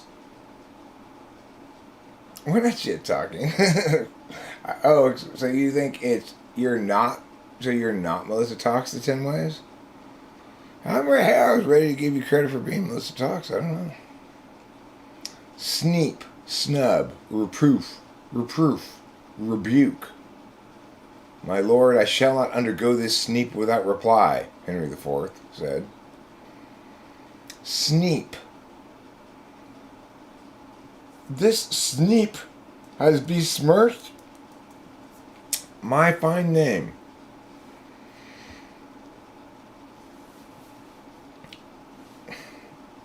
You mobbled miscreant. I'm not shit talking. I actually thought, I was actually asking, what I was going to say is actually, I thought, I actually did think the 10 Ways was maybe her when the 10 Ways first came in.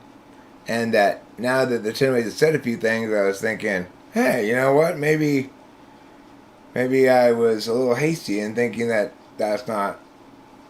she's not an EHP, because this person seems kind of snappy, intuitively snappy a little bit. I don't know. So I was not shit talking. I was actually thinking it might be her. If she were an EHP, it very well would be likely that she'd show up here. You know? I would if I were the one with a problem.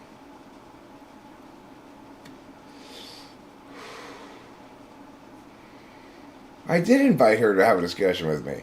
In fact, if I recall correctly, and I may be wrong, because it may have been a different type of police video, but I'm pretty sure I'm right about this.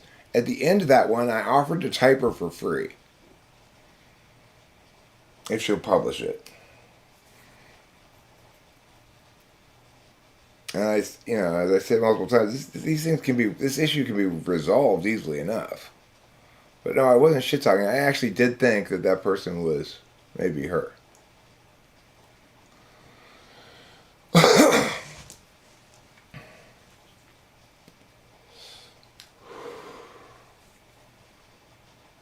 So yeah, I don't mean to shit talk. You'll remove your ENTP for free. Well, I mean, the thing is, this is the thing. We can confirm it or falsify it easily enough. But she has to be willing to undergo, clean objective testing. And if she's not, well, that makes it less likely for her to be an ENTP. I guarantee you, Augo would have no problem being like, fuck you, I'll come in there and out any you right now, motherfucker. She'd be like that, So, go ahead, Elishiva. Tell her leave a comment saying, host Dark's live right now. He said if you want to come talk to him, he's happy to chat with you. You can meet in a Google Meet room and send you a link if you want. But I'm not going to do it. If you want that to happen, you do it.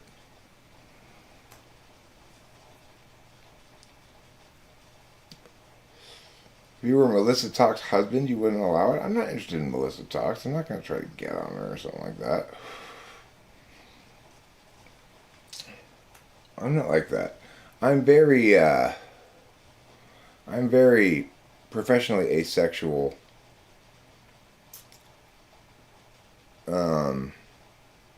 In my dealings, professionally egalitarian in my dealings with everybody. There's an occasional video in which I have to have an awareness of the youth of somebody and sort of be a little different than I normally would be if they're underage. A video that came to mind where I had to deal with a person according to their particulars a little bit was the video where Grace came and chatted with me and had me retype her. And she talked a lot about adult subject matter, so to speak. And then the YouTube algorithm picked this crazy thumbnail. I didn't custom thumbnail that at all. It just auto-picked this thumbnail of her looking like this super pouty-lipped, wet-haired model. And that video just went... Phew. So in that instance, I had to treat her a little differently than just a random person that I don't distinguish at all about their demographics. But in almost every other instance, I try to operate under that principle. I am not distinguishing anything. I'm not. I'm not trying to treat you like anything but a fully complete human being who deserves to be treated the same as everybody else. And the other times in my life when I'm not exactly like that is only when I'm not in a relationship. I may have a little bit of a awkward kind of hey girl vibe about me then with some people. But I hate it. That's why I hate not being in a relationship. I'm terrible at that stuff. I am not good at being a ladies' man. It's just not in my wheelhouse at all. You know, I'm still trying to figure out, like, how to flirt with a girl without my second sentence being, so we're getting married now, right?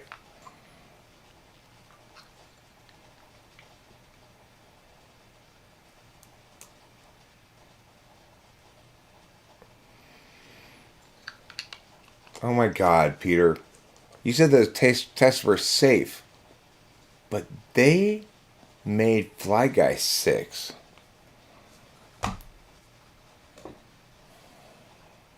He was 6 to his stomach. It's a pun. It's like an Enneagram pun. Yeah. If, what's his name? James Careless were here, he'd talk shit about my picking low-hanging humor fruit. And I just like the comment and heart it just pretend like I didn't get it. You know, like, I'm just gonna... Oh, I guess Eric didn't get my subtle bar. I got it, James Careless. I got it. That's why they call me crotchety... crotchety... No, crotchy Grand Pole. That's my name. Crotchy Grand Pole. I'm best friends with Subtle Dick Brazen Balls and in a 3-person relationship with him and Misty Meat Flap.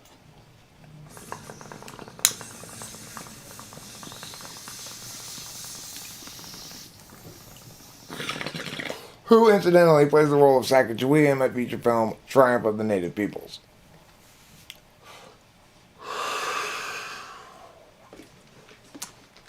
Not to mention the fact that Forrest Whitaker is highly represented in every scene as well.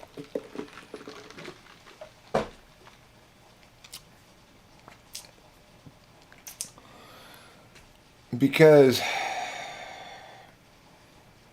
Hollywood has taught me one thing. You can never squeeze too much Forrest Whitaker into a film. We need Ryan Reynolds and Forrest Whitaker and we've got an automatic hit.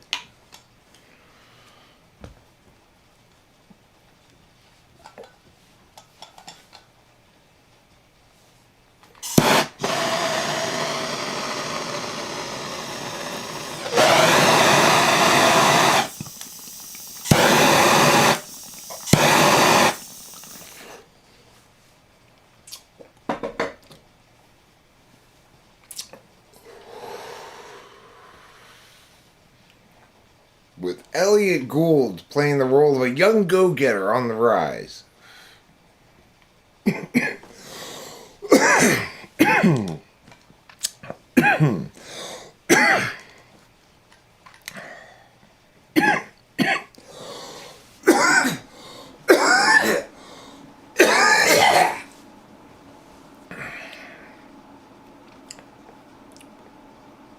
Sounds like that bong rip went down the wrong air sacs.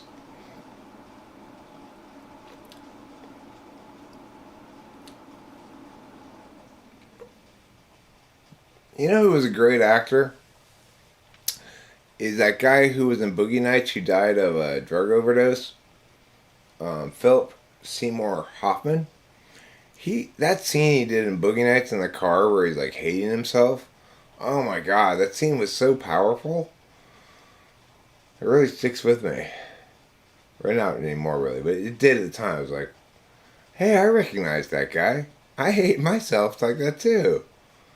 Wow, I do shit like that. You fucking stupid mother. You know, I just sit in the car and lambast myself with insults, and I don't do that shit anymore. But at the time, I did. You know, when I was drunk, I had a lot more shame and anxiety. If you're not classically trained, if you're not a classically trained piano player, you're not a great actor.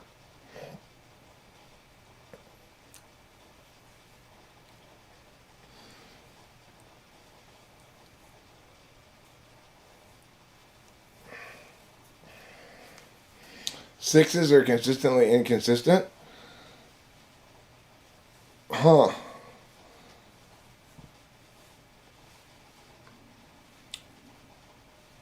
Good for them. I'm so happy for them.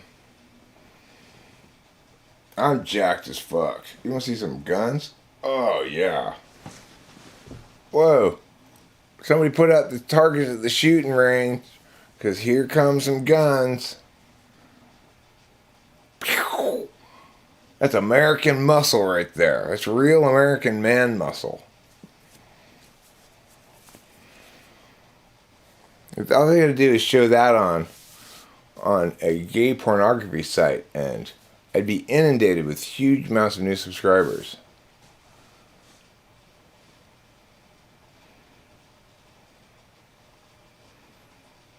I'm glad you have the potential to have super strong arms, oh Shiva.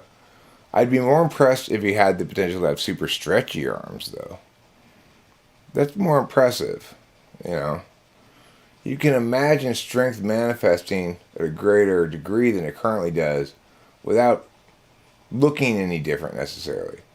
But to be able to reach way over there and grab something, now that would impress me. It'd be more useful.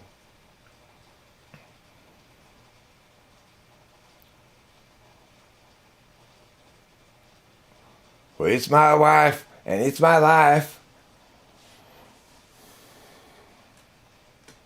Yeah, that's a long song, Show Media. You're talking about a very long song. 7 minutes? You got stretchy skin, but not stracy arms. I think you might mean stretchy arms as well. I got stretchy skins too. Like, look at my forehead, right? Look how much I can move it back and forth.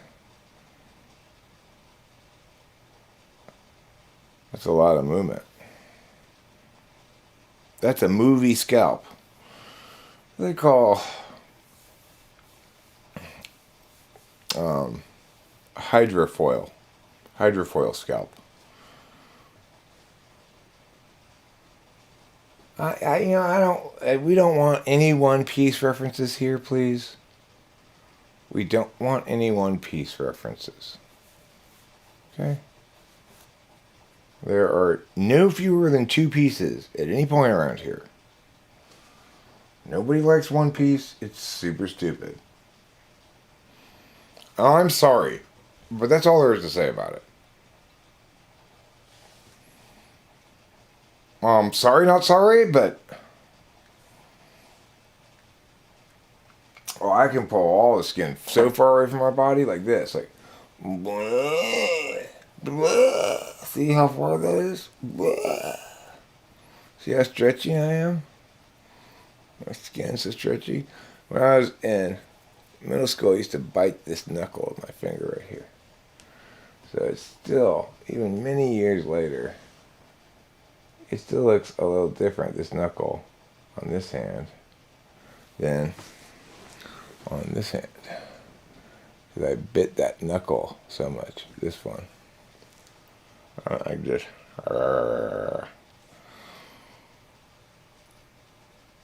Rachel and I each have our own bong.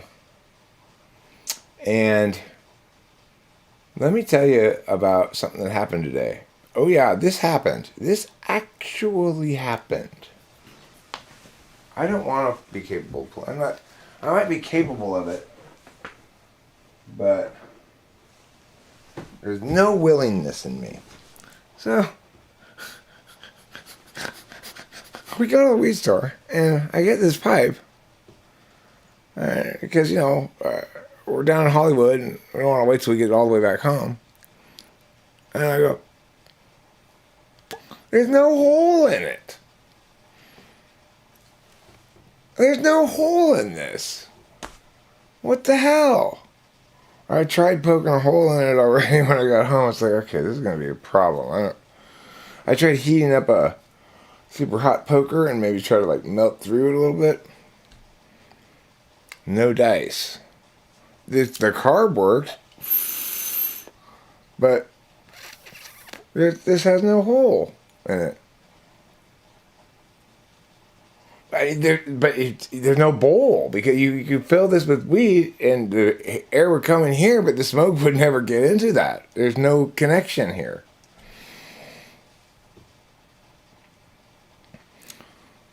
Yeah, it's like, and of course, by the time we try it, we're way driven away from it. I'm not gonna go back to the weed store and go like, "What the hell's this?" Although I should have, but. I don't know, they were super nice, and we got a good deal.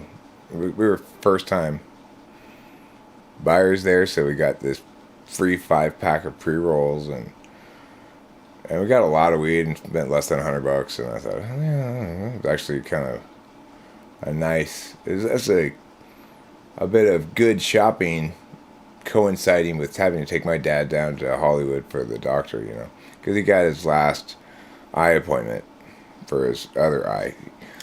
This has been a series of trips down to the Kaiser down in Hollywood because he's had both of his eyes done, like cataract laser surgery or something like that. But first he did one, then he did the other one.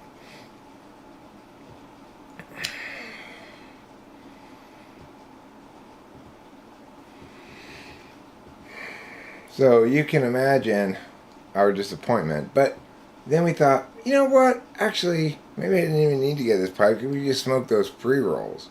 And they weren't that bad. We didn't even smoke all of them. So we just waited till we got home, smoked weed and that we bought, and I still haven't figured out the solution to this problem. I tried. It's like, okay, what I would do if I had a precise enough torch, and it were bigger or something, I carb it, right, and heat with the torch down in here and blow.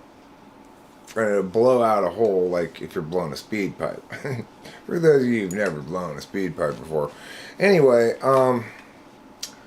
but I can't do that without burning my finger with this torch. And so I'm really, you think, all you're trying to do is poke a little hole through a bit of glass there. How hard could it be? It's a TE, this is a TE challenge. Let me tell you.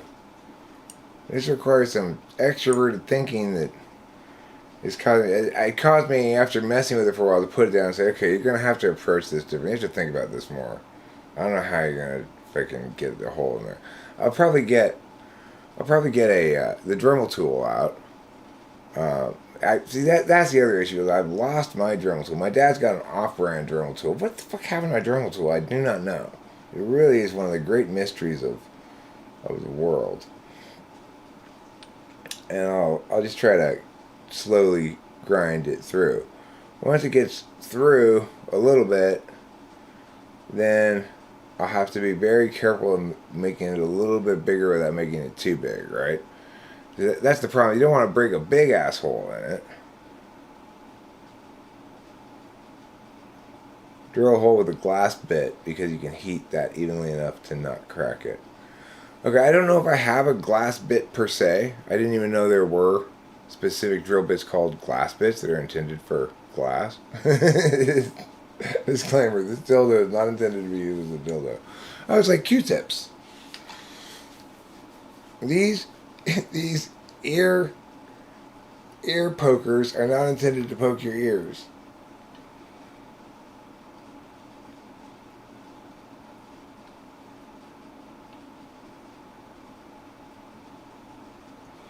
So, we usually hit the bong anywhere rather than a pipe, but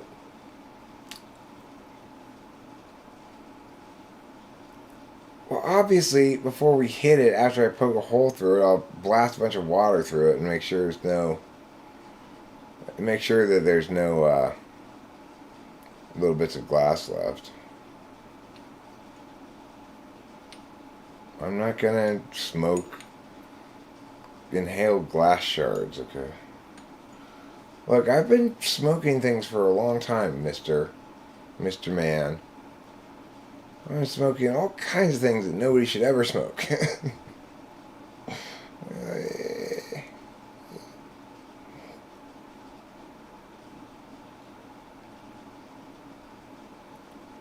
Don't put plastic in the veg. I'm sure there's got to be certain different kinds of plastics that are okay. Or no kind of plastic at all.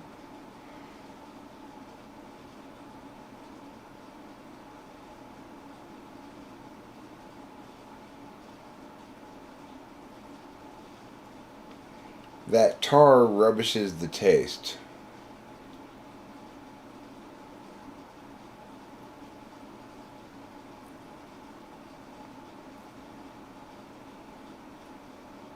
Well, look, it's not like I'm asking the question because I bought some cheap plastic sex toy. It's because, like, you know, like this thing, right? This is a massager. I got it for my back. Is what I got it in my neck. But it has, nevertheless, managed to make its way into the bedroom. So I don't know what this thing's made out of. I've never thought of it. I wasn't I didn't get it for that purpose, right? I genuinely got it because I was like, ooh, that looks like it's gonna be great for my neck and back. I don't know what this is made out of. Fly Guy. I think we have a plan. I think Fly Guy has come up with it finally. What we need to do is get, but I don't want, if this is bad, I don't want to, you know, do you think this is bad for her? I don't want to use it if it's bad for her. You know. A Hitachi wand?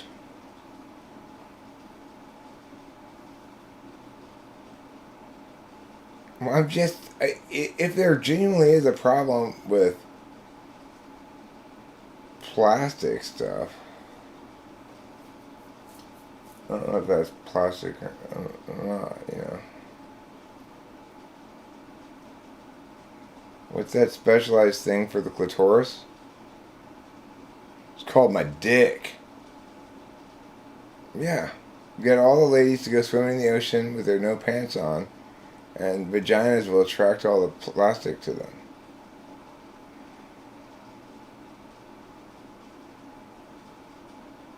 That's what I think every time I see the discount lube at the counter. Like, why not just spend the extra 99 cents here? Yeah. Prop 65 warning? I don't remember seeing any Prop 65 warning on my massager that I got. Maybe it had one on there. I don't know. Now you make me worry about something that was not on my radar at all. I hate that. Just don't inform me of risks I don't already know of.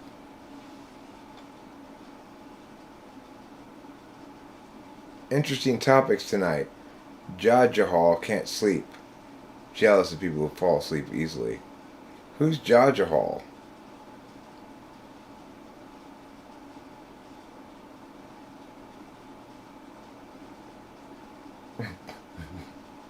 That's how Oliver became a man.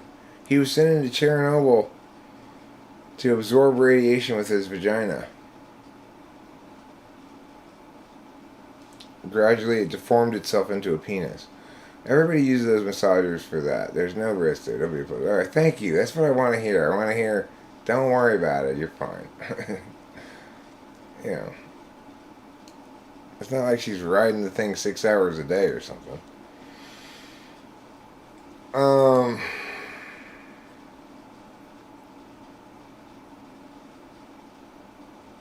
I did watch the episode of River Monsters where Jeremy Wade goes, okay, all right, sex advice lady. I hear your words. I may end up following your advice,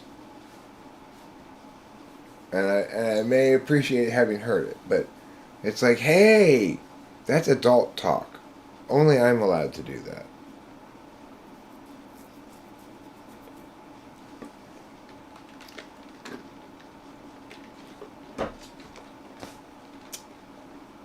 Oh my God, Rachel, sex has become a different game now. This wand has changed the game entirely. Now, we can only score by shooting from beyond the 3-point line.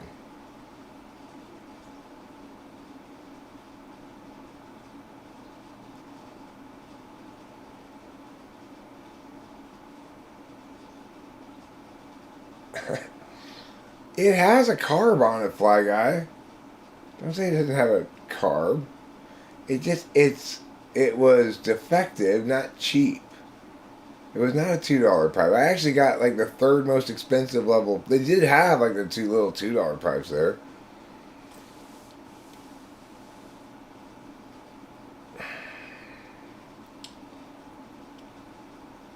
But yeah, I don't really want to spend $200 on a sex toy. That seems like probably a good idea, but the sort of thing that I don't typically spend money on. For example, I spent years wanting an air compressor. I guess the desire for one is sort of faded. I never really felt like it was the right time to spend the $200 on an air compressor. Of course, I'll spend $200 on weed, no problem. It's weird. I don't like physical objects that much. Avoid aluminum. Well, unless giving your partner Alzheimer's disease is part of your fetish. Now, we don't really know if aluminum will cause Alzheimer's disease, but it's so much sexier when there's a real chance that it might.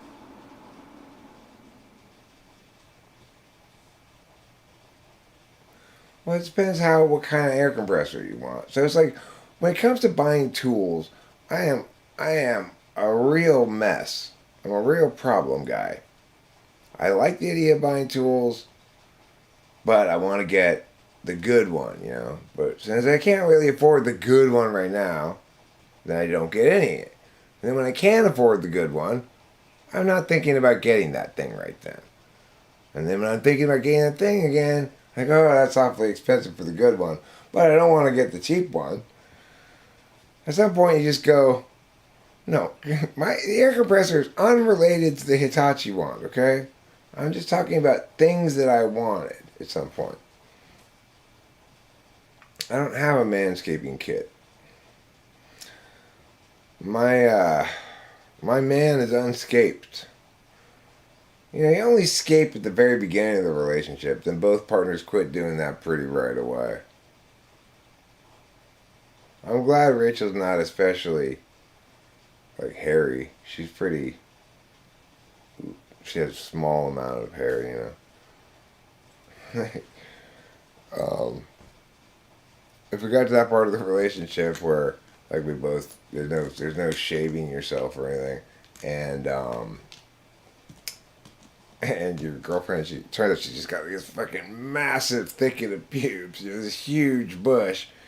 You'd be like, oh, God. I don't want to say maybe she should trim that, but maybe she should trim that. Anyway, it says, yes, Eric, I too have SE problems. Shopping is hard. Shopping is hard. Hirsute. I know that word in general, what it means, but I'm going to Google it to make sure I have its definition exactly right.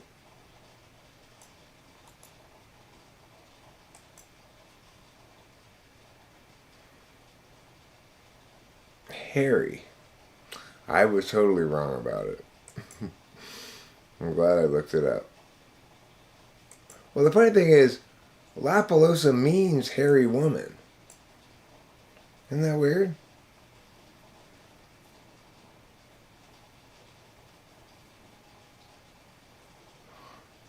No, I mean, I don't need my woman to be shaven. Although a lot of people shave down in their personal areas nowadays. But I'm just saying, there's a range of, like, I don't want my woman's vagina necessarily to look like the hair of a silhouette in an old iPod commercial. Just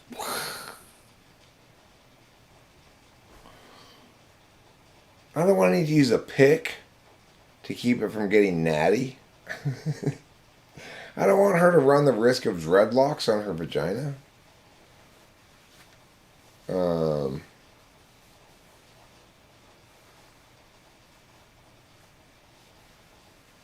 also don't want her to be too susceptible to Velcro related accidents. But yeah, Rachel's very soft and cute and feminine. Not gross at all. There's nothing gross about Rachel. She's fantastically, like,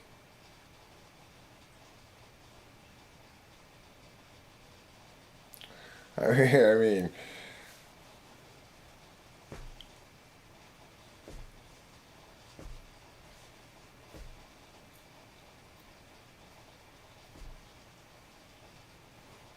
it does. It means hairy woman. Isn't that funny? I wasn't joking. It actually means that.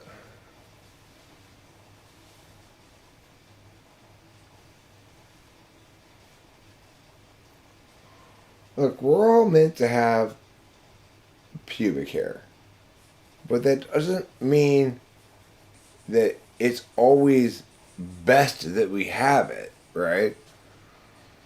I agree. If somebody wanted me to like stay on top of shaving my junk, I'd get tired of it pretty quick and be like, okay, I'm done with this now. I'll give it like a quick trim or something.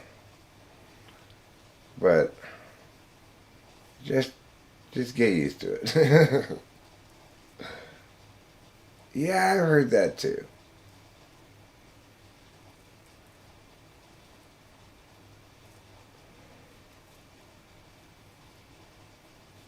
Okay, Miss Medical Book. Why do you always talk about gross medical adult things? Remember, we're sensitive around here. We're very sensitive, Alishiva. You need to respect our sensitivities.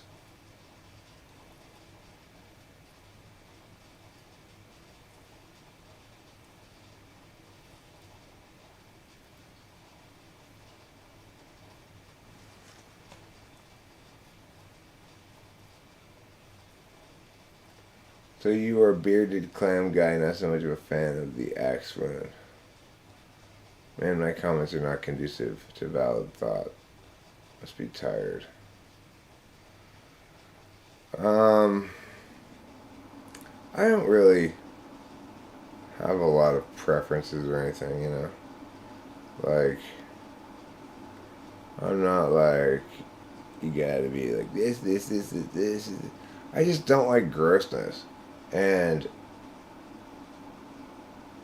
you know, Rachel's totally non-gross.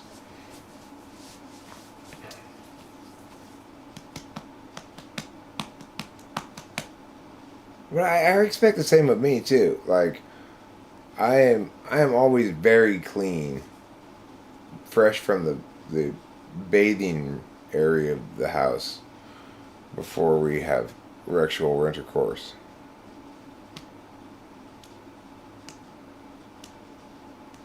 So,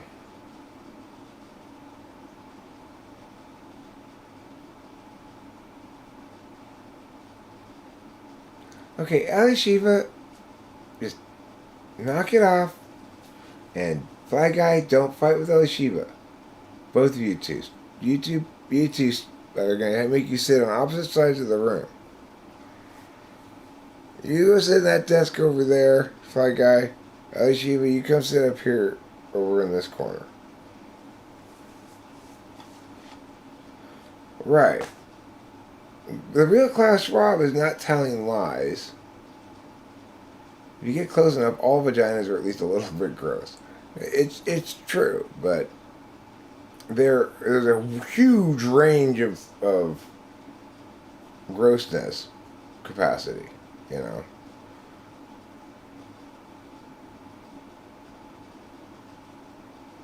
I mean, it's got a certain vibe quality that's equivalent to like someone's mucous membrane. You wouldn't want to reach up into a woman's sinuses and feel her mucous membrane. Naturally, you'd say, "Hey, there's something kind of gross about that." Yes, I love you, baby. Yeah, I'm much less grossed out touching your mucous membrane than someone else's, but it is kind of mucusy, you know. Well, in some sense, a woman's vagina shares that mucous membrane quality. It's not dry, right? It's not like this part of your body.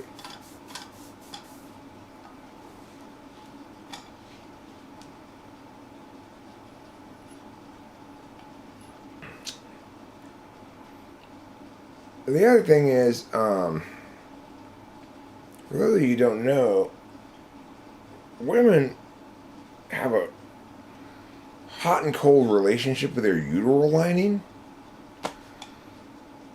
And, like every month it seems that uteral lining says, "That's it, I'm leaving." Stomps out that door. And they always leave a mess behind. It's like, what did this uteral lining do? To drag carcasses out of this thing? Just a trail of blood and scabby bits of flesh or something. But then the very next month, "Oh yeah, welcome back, uteral lining. Let's be bygones, be bygones." Only for the whole cycle of alcoholic rage to repeat.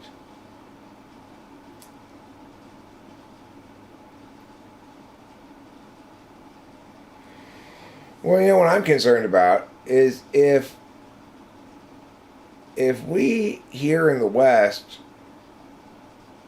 sissify ourselves so much that we encourage women to have pubic hair, then COVID and 9/11 might combine into 9/COVID, in which COVID itself literally hijacks planes and flies them into towers. Fortunately, they're radio towers. And, you know, nobody's on the plane because they couldn't find their masks in time to board. I can handle the funk okay.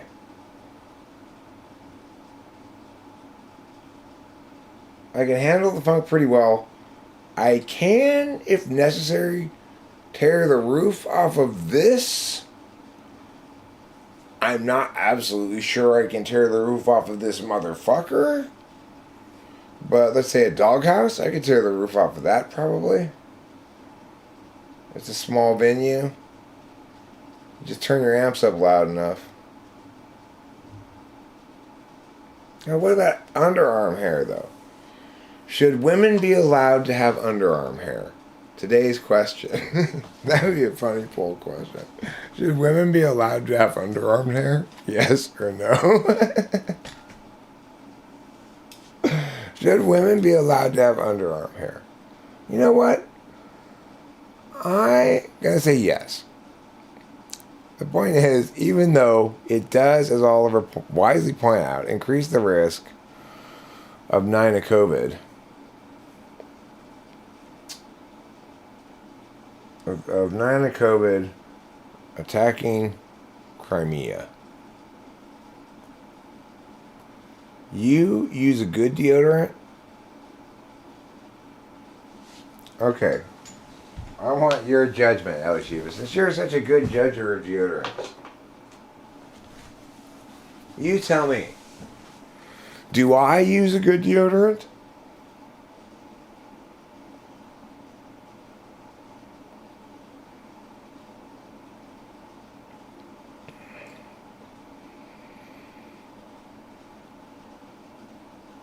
We are whipping women for not shaving their underarms now? What are we whipping them with? Cool Whip? We're rolling. Any woman who fails to shave her underarms will be rolled in Cool Whip. No, my deodorant is not an antiperspirant, Fly Guy. It's just a deodorant, so you're wrong. Okay, I don't like antiperspirant. I don't like the way it feels all dry on your skin. I like iffy chemicals. Like what? Green and smooth feeling? Those aren't chemicals, Elishiva. God. Learn some science, why don't you? Anyway, Elishiva's like, oh, this piece has got some iffy chemicals in it, like green and smooth. Learn some fucking science. Yeah. We're gonna roll the naughty women in Cool Whip. And,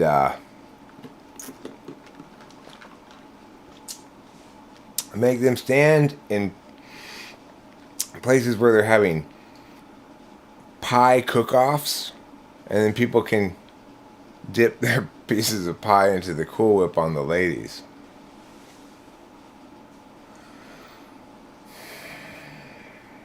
Yeah, I'm with you 100% on this one, actually, Elishiva. Not for any reason other than it just feels not good to me. It's like, my SI intuition is antiperspirant's bad.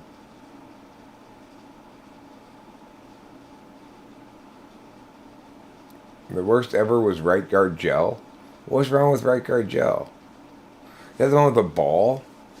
I don't like the ball ones.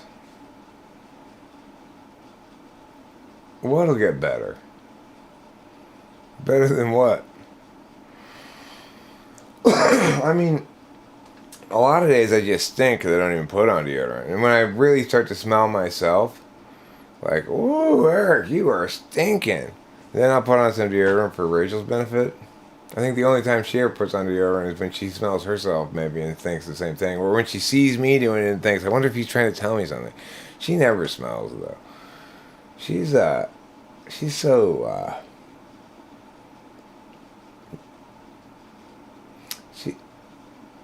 right from the very start, I thought, man, this girl smells good.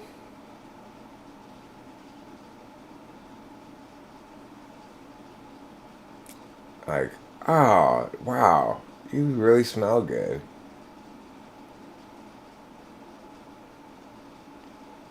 And it wasn't like, and I'm sure some of it may have been some stuff she put on or whatever, you know. Sometimes nowadays she puts on this stuff that smells like Cinnabon. And for, I don't know, maybe like the first week after she got it or something, for like a week, in the middle of the night I kept waking up. I'd be like, I guess that girl next door, because it was like a 23, 22-year-old lady, girl, whatever, who lives next door to us with the Chinese people next door, their daughter. Audrey is her name, I think. She's up weird hours all night. It'd be 3 a.m. I'll be out here live streaming, and I'll go out on the patio for a second, and I'll see like her lights on. I'm assuming it's her. It's either her or the sun. I think the sun's not there anymore right now, so I'm assuming it's her. Anyway, I guess that girl's baking cinnamon buns again in the middle of the night. Smells good. It happened a few nights in the course of a week until I finally figured out Rachel had got some new lotion or something that she put on herself sometimes, and she kept that bottle near the bed, and I'd not really notice it, but then in the middle of the night I guess I'd smell it a little bit. The girl was never baking any cinnamon buns at all. It's just Rachel had this lotion that smells like cinnamon buns.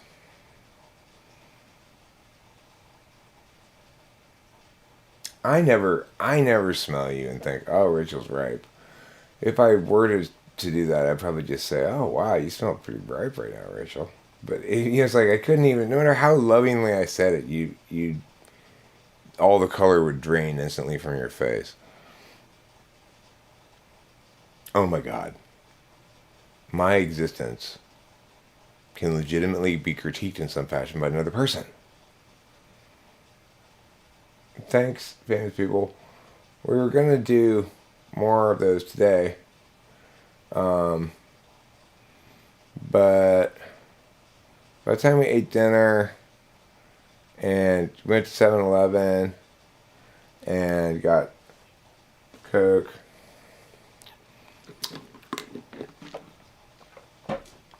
and came back, ate our food. And we got caught up watching this show called Between, and I don't know, I didn't have a super amount of enthusiasm for it. I just kind of put it off for another episode, and I finally was like, well, I don't have the energy to do this, Rachel. And she's like, I don't either. She'd probably been sitting there waiting for us to start, because I like to say things like, okay, we're going to do this, then we're going to do this, and we're going to do it. Maybe the first two things get actually accomplished, the third one, 0 chance. I don't know. Fortunately, Rachel doesn't really keep a lot of track of what I'm saying we're going to do, or else she'd be like, Eric, just stop saying we're going to do anything, ever, because it just means we're not going to do that.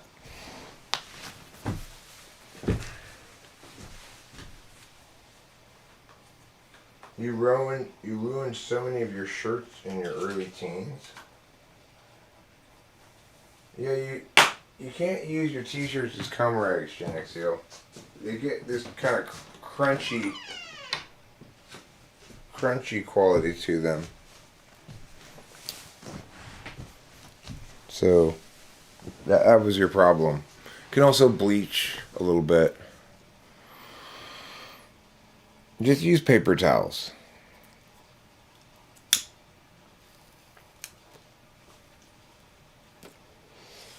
If you don't mind mentioning, did you ever settle on a type? Well, I've been thinking about it, and I've decided that I think I'm going to go with ENTP. It's between ENTP, INFP, ISFP, ISTJ, and ESTJ. It's one of those.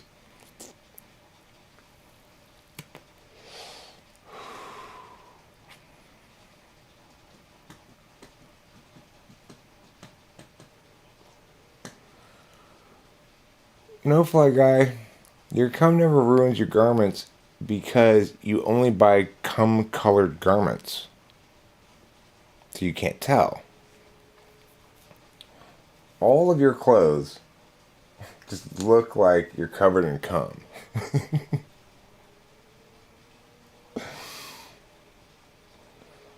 For famous people, also known as Margaret Fargret, or Bargret Fargret is her other name. You may remember her as Margaret Fargret. Yeah, he's got an entirely beigeish, off-whitish, pearlish colored wardrobe.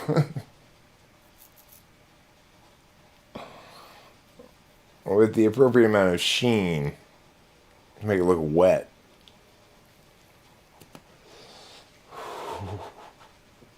Cum colored garments. Welcome to cum colored garments. Whether your cum is white, off-white, slightly beige, kind of pearlish, kind of wet looking, we've got your color covered.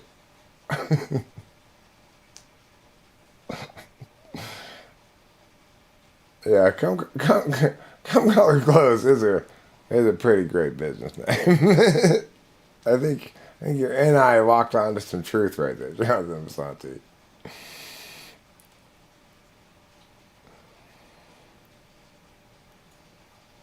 It's not gonna piss me off at all. I don't care. Burger, Farger, what type you are. I don't know what type you are. It was a long time ago that I had any information that I would consider, recent, relevant, yeah, enough for me to know what your type is.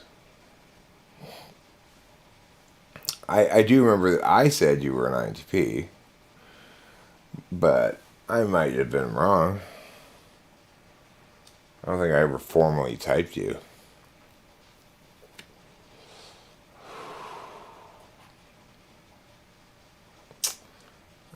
I am on every once in a while, occasionally,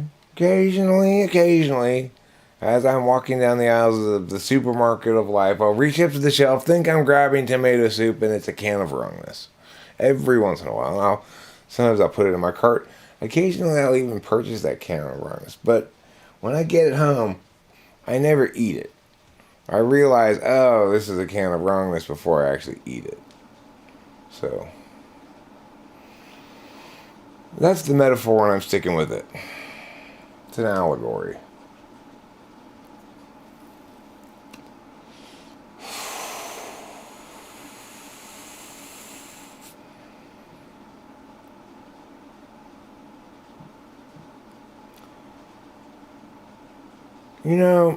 When you want to know about things in life, here's what I will tell you, Peter Dentici. You need to remember, Peter Dentici points out, well, Eric, you did buy a holeless pipe. Hey, look, I was not allowed to touch any of the pipes before I purchased them. She showed me the box of pipes, and I want that one with the lines around it. Because, COVID. So people can't touch things anymore. Except at 7-Eleven, where you can dig your hands into the fucking lid thing as much as you want. When we went into 7-Eleven, nobody was...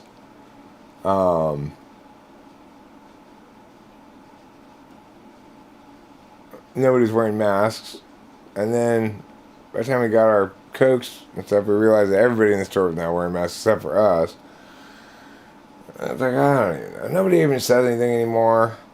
We looked at the sign. I couldn't figure out from the signage at the auto parts store where I had to go today whether or not masks were required. One of the guys in the store was wearing masks. One of them was sort of high. Just put it on. I don't even know.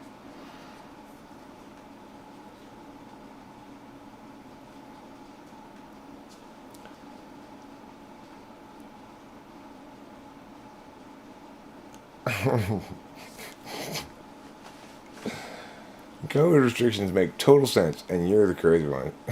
I'm a potential super spreader.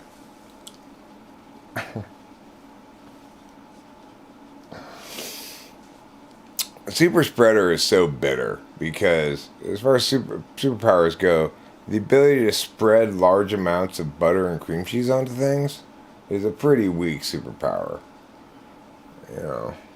Oh God, how are we going to get all this bread onto this large amount? All this butter onto this large amount of bread. What hero can come save us is a scenario that rarely occurs. When it does, I, super spreader, am here.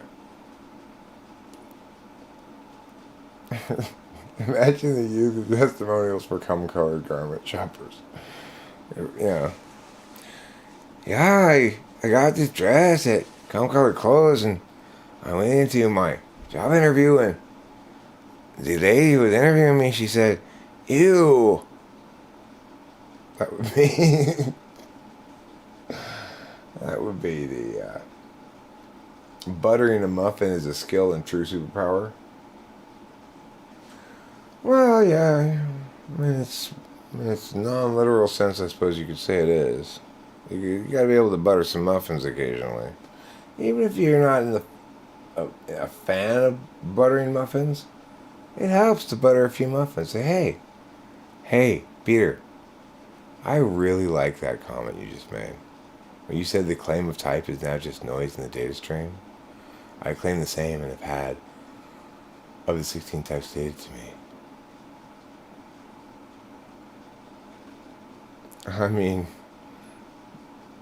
I know that's at famous people and not at talking with famous people, But Peter didn't teach you. You seem to be neglecting and forgetting something critical here. Claims don't exist. People make them.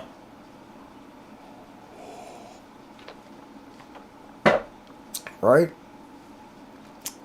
So the claim of type is now just noise in the data stream doesn't make any sense. So when I make a claim about type, personality type, or cognitive functions or attentional matters, it certainly isn't noise in any data stream.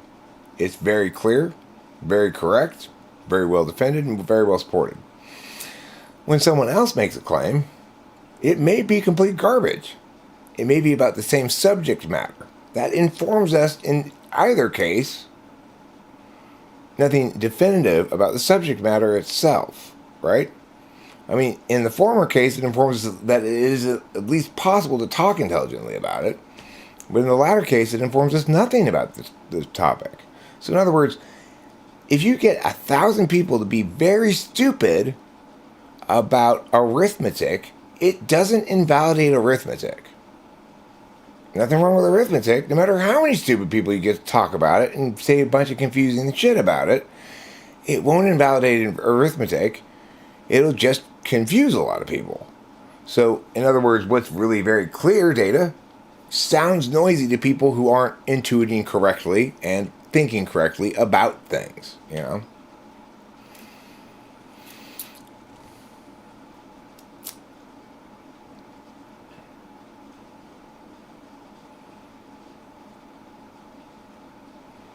People create claims in an attempt to discover type. No, people make claims, right? They state words.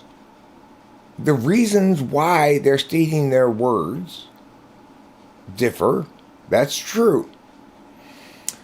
If I say right now, I am an ENFP, the reason I'm saying that is to provide an example of me making a false claim about myself, right?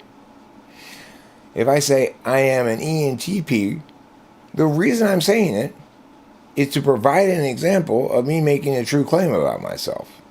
In neither case does it link to my ontological needs, except insofar as it continues to express what already we know, which is I'm providing good, clear, disinterested distinction making, operational definitions, everything you need to do it right, you know?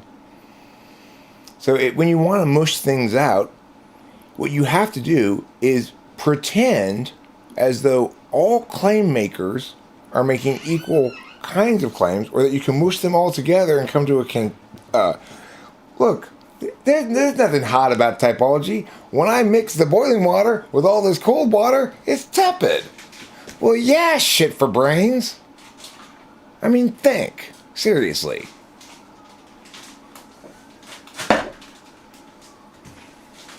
See what you made me do, Peter and Gigi? You forced me to insult you. I'm so tired of you forcing me to insult you. Boy. If I were sometimes at fault for things, I'd almost think that it was my fault for insulting you. But fortunately, I know that you forced me to. Thanks, Club ENTP. Hi. Oh, I called you shit for brains. You may not consider it an insult. That's fine, Peter Nadiji. If you don't consider that insulting, that's fine. But you cannot tell me that shit for brains comprises fancy words. Okay? If you think shit for brains are fancy words, then now you're just lying or being shit for brains. So, you cannot tell me that me calling you shit for brains was not insulting, it was just fancy words. At that point, you just have to pull your head out of your ass. I'm sorry, I'm not going to allow you to keep it up there any longer, you're going to suffocate.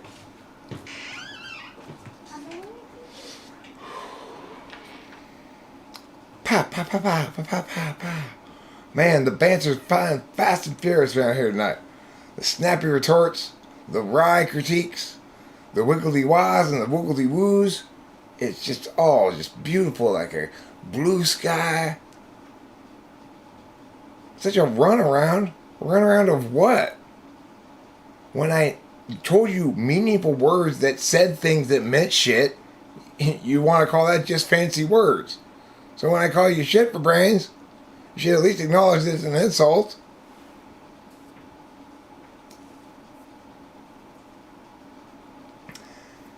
Yeah, you making wrong claims, anybody making those kind of wrong claims that try to dismiss typology as just noise because they've chosen to mix noise with music. Yeah, I mean, true. If you mix the sound of jackhammers and sirens and screaming babies at equal volume to your song, it'll sound like noise. But that doesn't mean that all sound is noise. It doesn't mean that what I'm saying is noise. You've totally failed to establish that. And I've done a great job of establishing the contrary. So when you say stupid ass bullshit, yeah, I say, oh, hey, hold on a second there, Peter and TG. I gotta give you a little heads up, a little blinking light, a little warning light here. That's stupid ass bullshit. Maybe you should say other things that aren't stupid ass bullshit.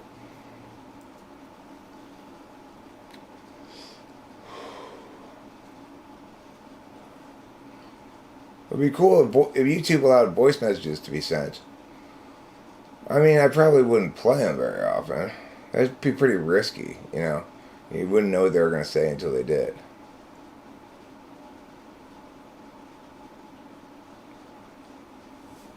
Well, I mean, yeah, plenty of people make unwarranted claims. That's true.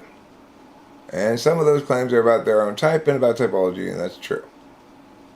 It's also the case that I'm going to have to pay this fucking bill over there, or else they're just going to keep sending it to me again.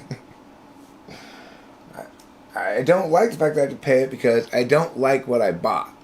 Namely, the lab tests for Rachel that I already knew weren't going to tell us anything. And I didn't really want to get, and I just am like, fuck that doctor, right? Or nurse practitioner.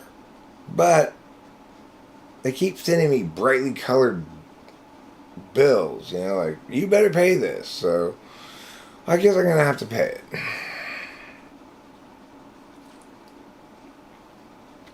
Like $100 and some. It's not super expensive, but speaking about bills, I also need to pay the internet bill pretty soon. Let us turn up and pee is the correct way to say that, not your business. I know you are, but A, why are you? B, what is this? C, how are these? Or D, what am I? Which is the correct answer?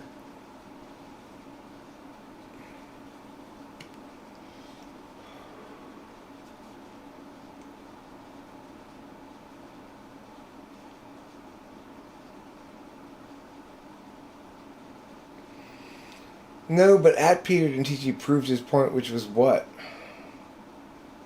Playing into that discounts your argument. Playing into what point? There's a golden way to silence this logic flare. All it is, Eric. What? Stop being enigmatic. It's super gay.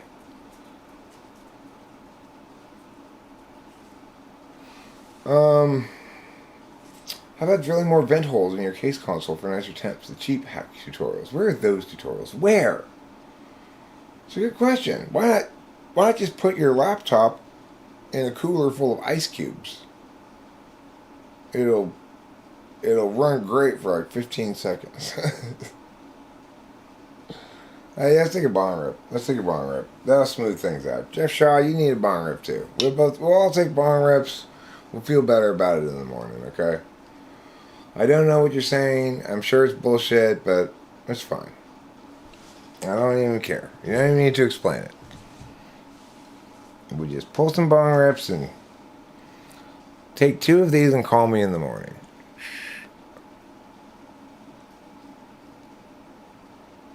I hope he is, Gen X Heel. I hope he is. You are sober. You are so burdened with your difficult memories. Just breathe. Breathe. Okay? Just breathe. If you breathe enough, you're bound to encounter some weed smoke in the air at some point. Just go breathe near weed smokers. You're smoking in the future? How does it taste? Does it taste like it hasn't happened yet?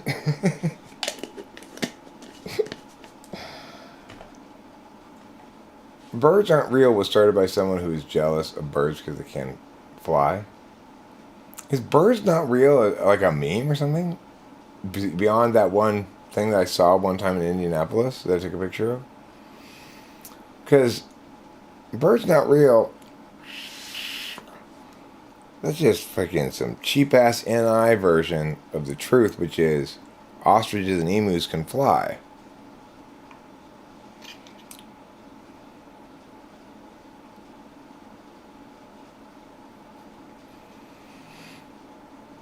You just need some wind blowing on your computer, Boba Fett. Put it in a wind tunnel. It tastes great. It smells like dog shit. Just like the future.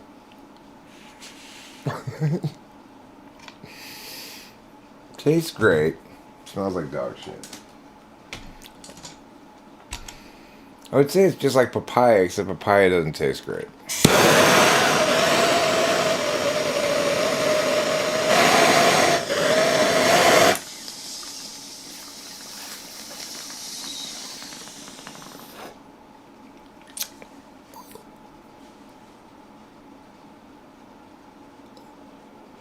Doesn't sound like it's a very well done parody. You need more than that. You need to be a little bit more believable. Like my conspiracy theory about emus and ostriches is a lot more believable.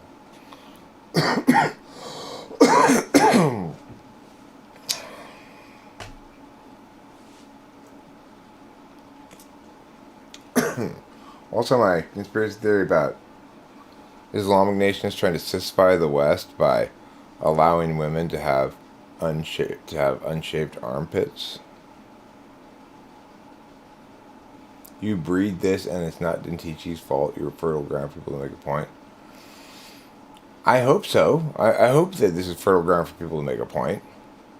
But what makes it fertile ground to make a point is that people know they have to actually make a real point here, or it's not going to be sustained. It's not going to be validated.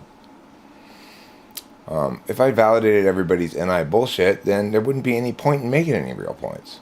There wouldn't be any way to distinguish between real points and not real points.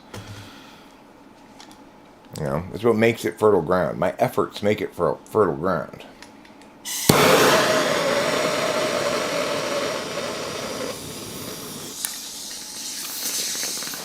Okay, well now Nacho Business, that's starting to have a little bit more meat to its bones. I'm starting to like it a little bit more.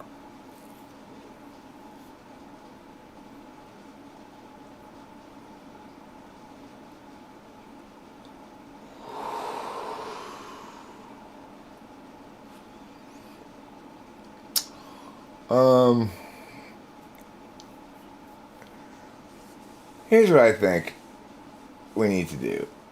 We need to get Peter Natichi an all-expense paid wardrobe change at Come Colored Clothes with the help of Queer Eye for the Straight Guy. There's just one color palette, but there's a lot you could do with that color palette.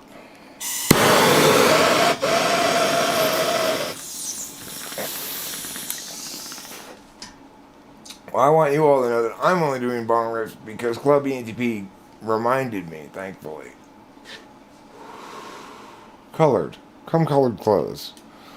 People sometimes call it cum covered clothes, including me, because they look like they're cum covered, but it's actually called cum colored clothes.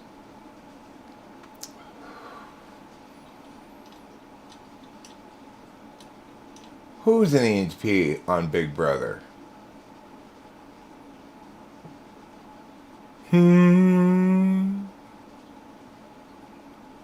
Again, Joshua, I get that you would like for this to be you and Peter share understanding while excluding Eric from this, but if you don't mind terribly, if you wouldn't mind explaining to me what Peter's point is, I would greatly appreciate it.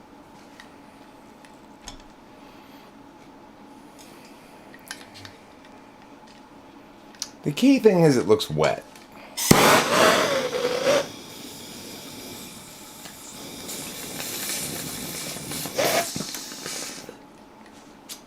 And it smells disgusting.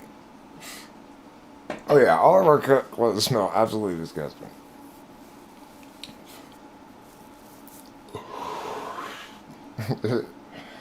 All of our clothes have a tendency to pool up in the belly button. Another way of saying it. What would you say to a friend that's born female going around as a male? Good for her, as long as she doesn't do any operations on her body. I'm not a big believer in that stuff. I mean, granted, I can't sustain pathologizing it, really, as an argument. Exactly, but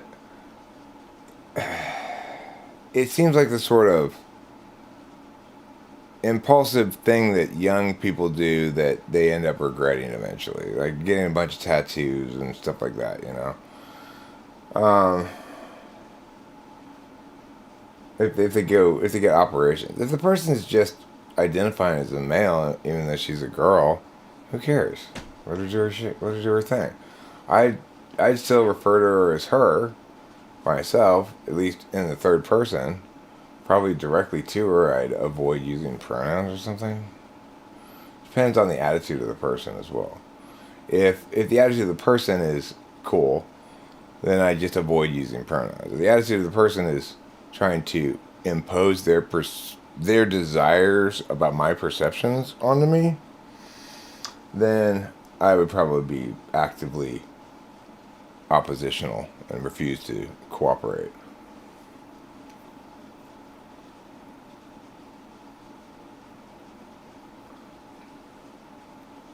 Oh, well, that's a different issue then.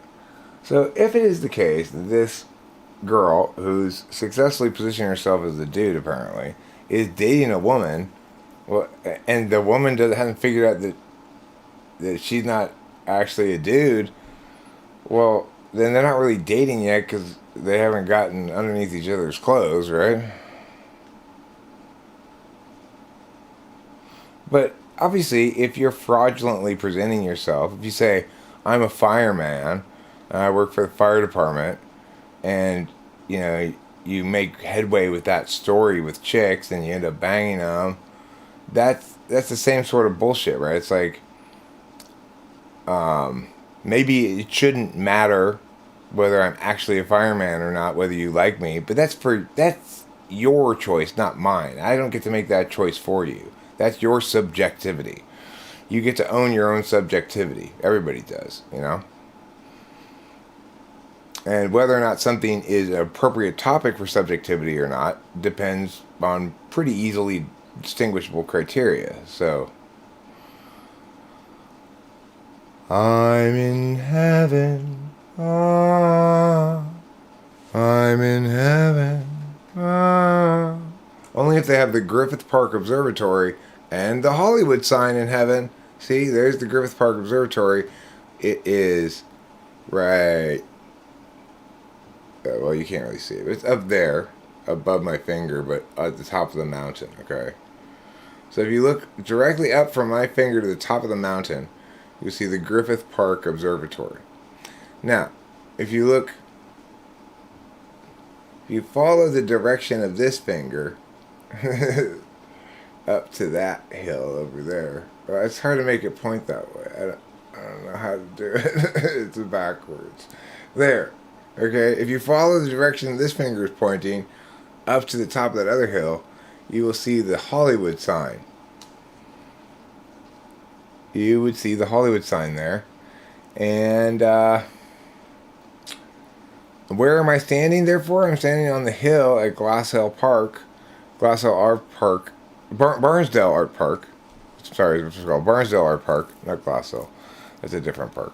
Barnsdale Art Park, and as you can see, it's on top of a little hill, and then there's this valley where Hollywood businesses and buildings are, and then the Hollywood Hills, and then there's Griffith Park and the Hollywood sign. So it's a good place to take pictures from, and it was a very lovely day today. As we've had weather, we've had recent rains, and we've got more rain coming in. You can see the clouds. You know, every time I go to Hollywood, it makes me sing that classic song. Hurry for Eric Strauss. Hurry, hurry, hurry for Eric Strauss. Hurry for Eric Strauss, yes, and Eric Strauss, wow. Hurray for Eric Strauss.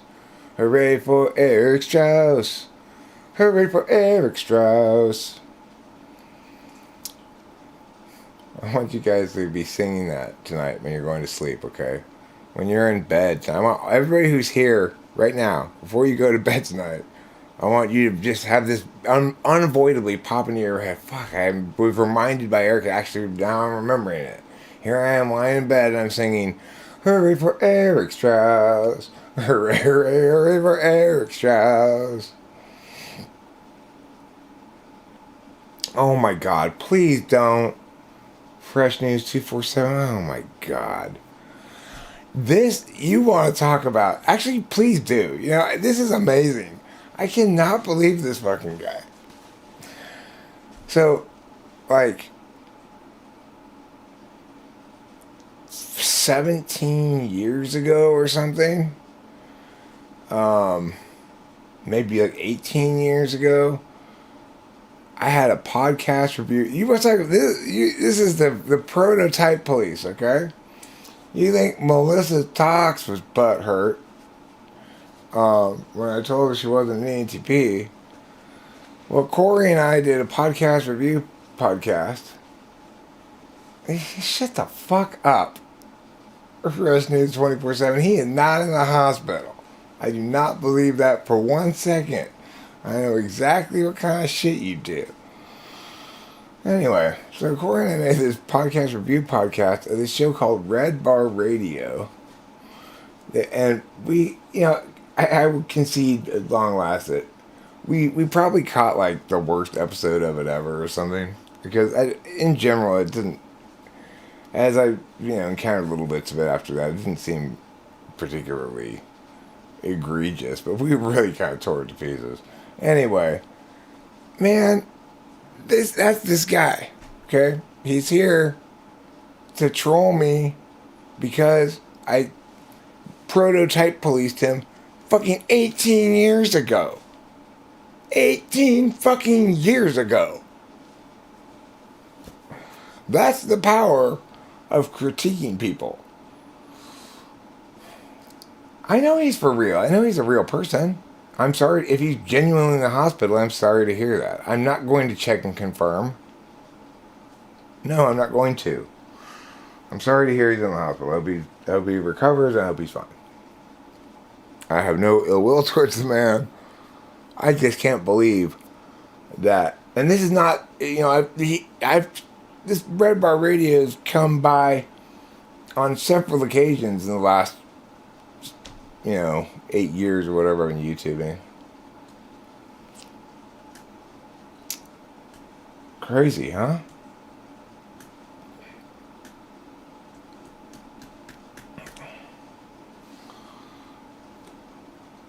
It'd be like, in 2035, fucking,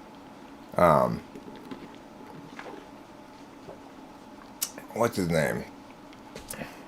Marty. INFJ Marty comes back and says, oh, by the way, I haven't forgotten yet. That Type Police episode you did 14 years ago.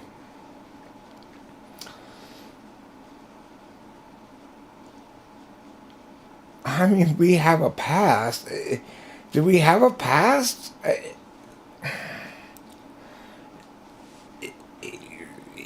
Sort of, in the sense that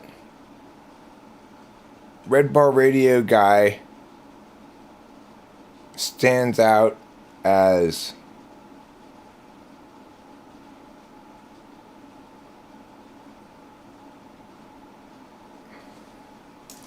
well, it links to me in a particularist way because it was the fireworks of that project I did with my best friend Corey, and I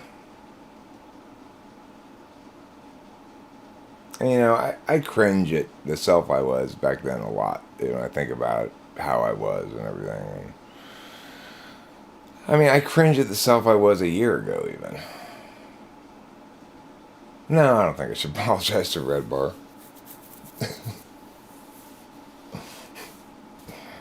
The thing is, the thing we shat on him for was totally legit to shit on him for. The thing that I might have been wrong about was, I do think we just happened to get a particularly an episode that made him that was mean-spirited, cruel, and ugly in ways that weren't typical of him and his content, but were definitely true of that particular episode. So,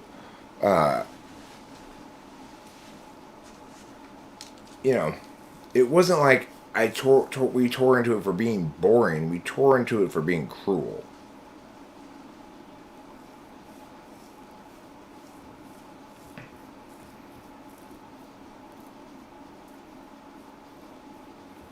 No, I vaguely. I remember talking about Red Bar Radio with somebody on several occasions between that podcasting time back then and now via YouTube, but I don't remember specific conversations about it. I don't think I talked about his wife. I don't remember talking about his wife. Why would I talk about his wife? He's the one who said, be a man, confront people. I'm like, this is as confrontational as I can get. What do you want me to do? Drive by your house and throw rocks at you? I remember exactly what I said. It's pretty funny, right? His response was, be a man. Be confrontational. Or confront people. Be a man, confront people. That wasn't confrontational enough?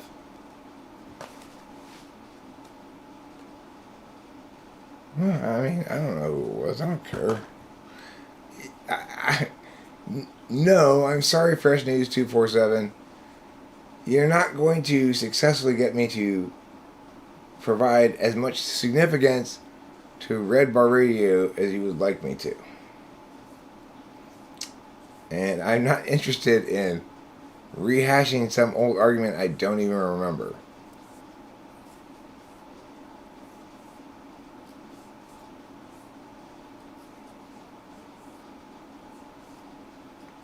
If you put shit on the internet, people get to respond to it. As long as your audience can enjoy theatrical criticism responsibly, all's fair. I don't know why it's so hard for people. People, well,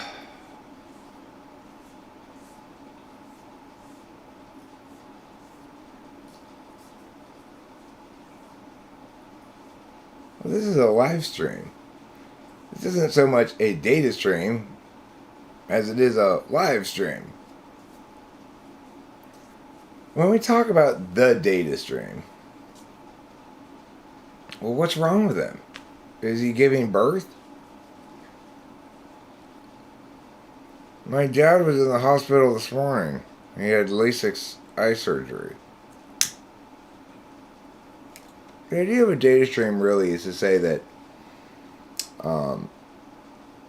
as a species, we continue to evolve in our understandings of things, right? And some of those understandings become predominant because they validate in one or more fashions better than others. You can always evaluate any kind of paradigm that somebody's affirming, projecting, negating, whatever, you can always define it in terms of these other kinds of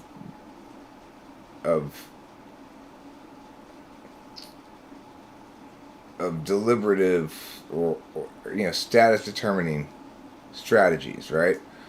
So it's like the whole point is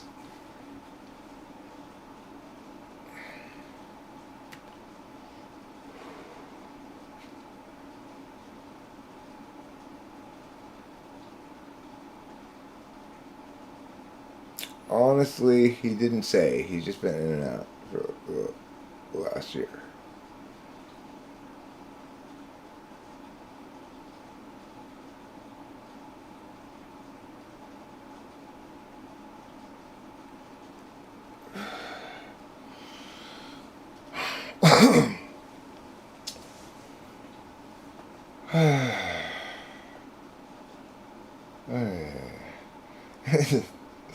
This is when things start getting like a little sloppy in the live stream because I got a lot of different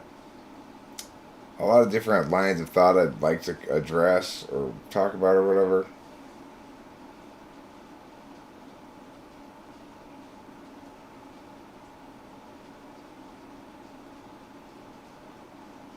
He's been offline the whole time.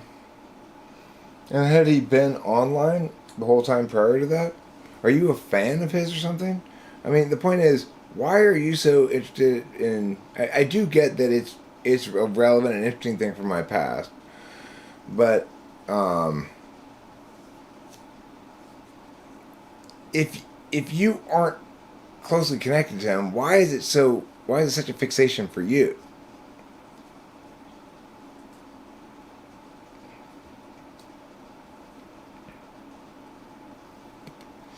What's bofa?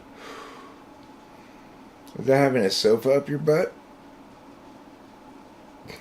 Every time I get my couch inside of my butt, it's... I have to go to the hospital to get removed. Type please questions people's self-actualize bullshit with a dose of reality. Just saying be aware in 2022 people are going to hit you on that. Melissa obviously apply. My identity is my business.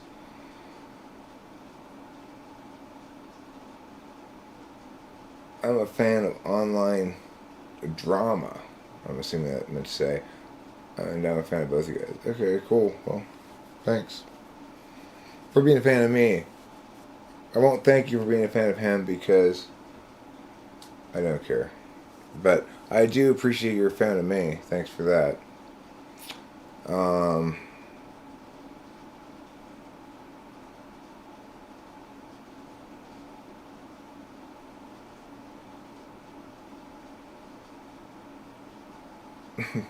Well, at least ask. Maybe you would if you had your Look, the thing is this. For everybody in order to have any kind of meaningful map, it's important to go back to the basics over and over again here, which is we have to start with a prime directive. And the prime directive is that our maps and realities line up as much as possible. That they not be in direct conflict to each other. Now, for people who've got mapping instrumentally positioned, attentionally, it means, or you could put it in either direction. If you want to make a less bold claim, you can simply point out that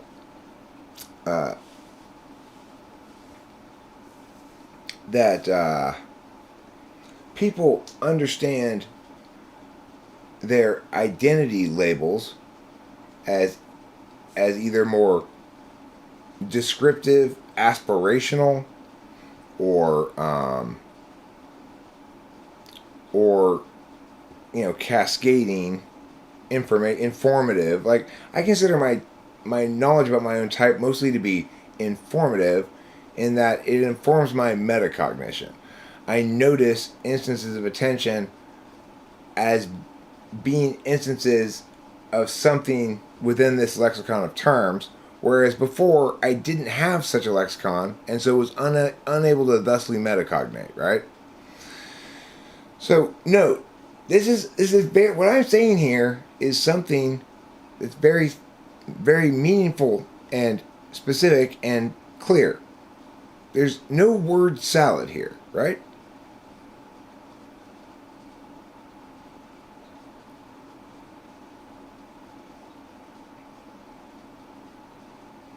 And there's nothing designed to confuse or sound pedantic or whatever. It's just, it is a reality that people either understand their maps as instrumental, which is to say they're in service of some other more absolutely valued concept of self, or they view them as absolutely part of themselves rather than useful for something.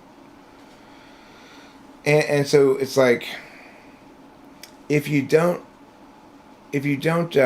start with the idea that, okay, the prime directive that drives everybody, if you want to talk about a single engine that drives every human being, is connecting the maps and realities to make them close together, then when you tell a woman who thinks that maps are useful for her subjectively valued shit that her map's wrong, she's going to be mad at you for treating maps as though they were ends in themselves rather than means to an end.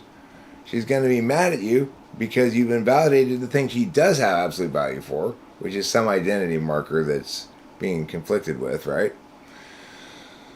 So in other words, you're fucking with the prime directive, and people really don't like that. When you mess with their ability to draw connections, close the gap between their expectations and their realities.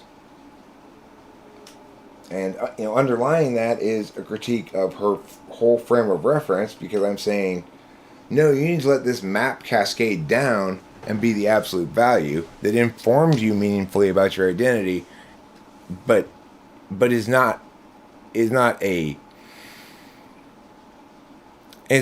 badge you sew onto your clothes. It's if you want to view yourself as creative and logical, there's nothing prohibiting you from doing so while concurrently being some type that you actually are intentionally. Those terms, creative and logical, are basically subjective terms, when we apply them to people. Am I objectively more creative in terms of output than somebody who creates less stuff? Yes. But does that make me does that make it not possible for you to be creative? No, I mean, you can be creative in lots of different ways, right? I watched this show called Bushcraft Build-Off, and those people are quite creative in making lean-to shelters out of sticks, So I would not fare well in those competitions because the goal is not creativity. It's instrumental, right? The goal is to make a good, solid structure that you could live in and keeps the cold out and keeps the animals out. The creativity is instrumental to that goal. The other goal is winning the contest. The creativity is instrumental to that. You got to have some wow factor for the judges, right? But it's not an absolute value, except as one of several specifically articulated judging criteria. So,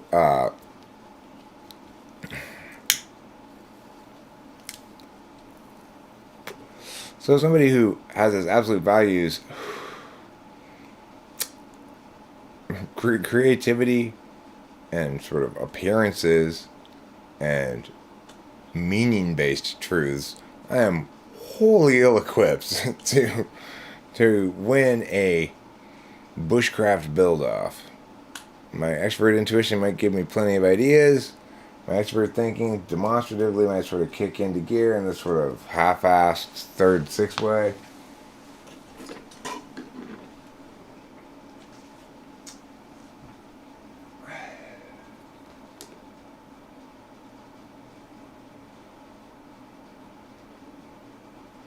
That's mean, Klaus. That was a mean, funny joke you made. Okay? Don't make mean, funny jokes. And I laugh at them and feel bad. That's all you're accomplishing there with your mean, funny joke. Let's argue for morality. Well, you know, morality is important for us all to continually consider to the extent that we can. Morality is...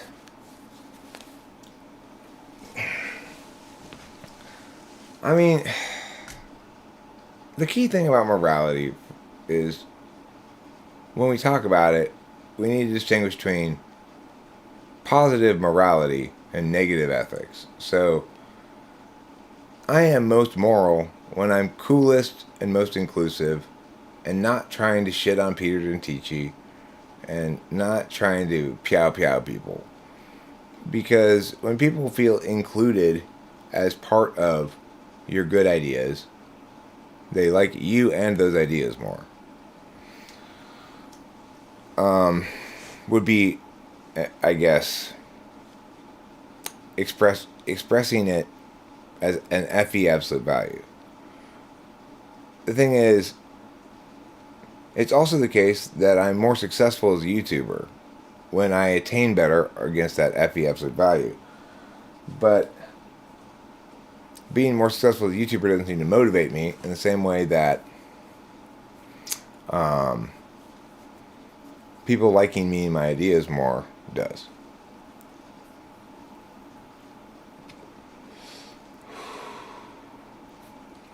Outrageous example of Western crudity and barbarity. Universal compassion is the only guarantee of morality. Schopenhauer. Schopenhauer Power Hour.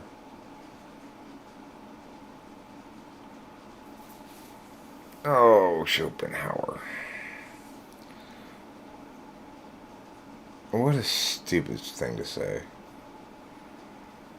There's no guarantee of morality. You know? It's once again attempting to... I mean, it's like...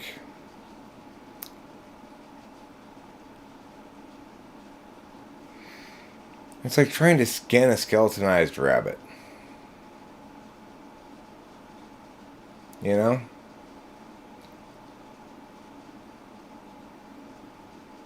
The skin of the rabbit requires the subject of the sentence to be a person expressing moral agency, not an object of analysis like universal compassion, operating reificationally felicitously as a subject. That's just metaphor. That's metaphor the trash can, because it's not good. Those kind of metaphors just serve to confuse people, and they do no good whatsoever. Do not bring your NI metaphor into philosophy, please. Just keep it over there on that side of this wall. And which wall is it? It's called the wall of no meows allowed. There's a big sign on the wall. It says, no meows allowed.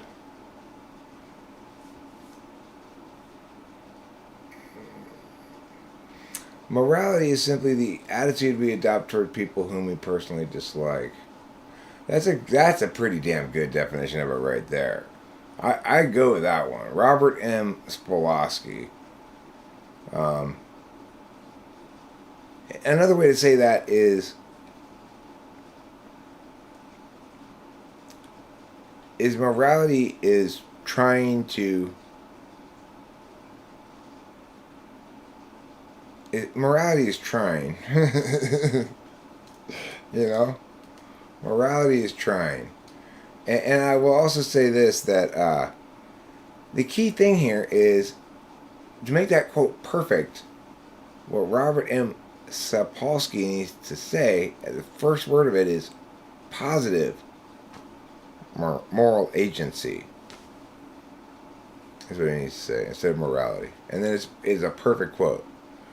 Because, of course, negative moral agency is not that way. It does not work that way. It's clearly distinct and operates under totally different terms.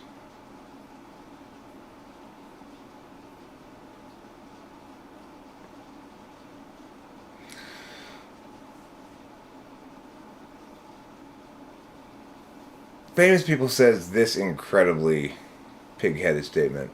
Morality does not exist because if it did, it would have to be a set of universal categorical commands that are overriding in force. No, because then that would remove the capacity of moral agents to make moral choices, which is a necessary precondition of morality.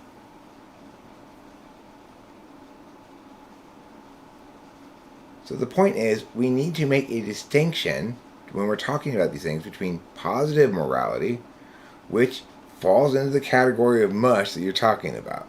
It is correctly talked about, therefore, as mushy, okay? And that's fine, I get that. It's appropriate because we don't have any way of universalizing positive moral indications. That's where a meta-rationalist finally lands and does attain and include some magical thinking in his metaframe so as to account for that. In other words, without Christianity and faith filling that role of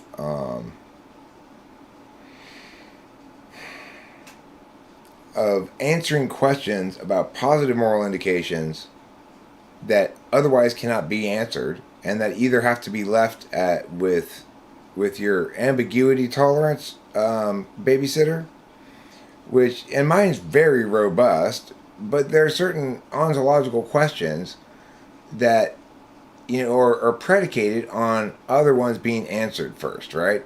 So it's like you get to a place where you're stuck with either I'm going to have high ambiguity tolerance towards fundamental questions that be extremely useful in answering questions about my particular self, because I need those answers to, as they come before in terms of question order.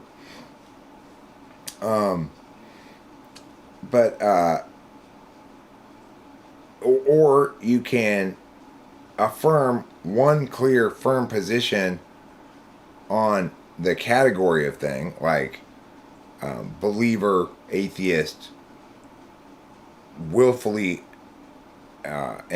ambiguity tolerating, which is agnostic. Or you can ascribe to a specific religion, and there's a finite set of choices, right? So it's like once one's done all the logical reasoning and figured out all the negative ethics stuff and blah, blah, blah, and done all the debating on all the various frames of reference and seen how they all collapse down into a couple of different key core frames and core kinds of warrants, and learns to taxonomy how people think and how people argue. Once one has done all of that, then one is left with a choice that says, okay, I cannot move forward intellectually any further without choosing a path here on these, what you might call cosmological questions. For me, that it came about concurrent with,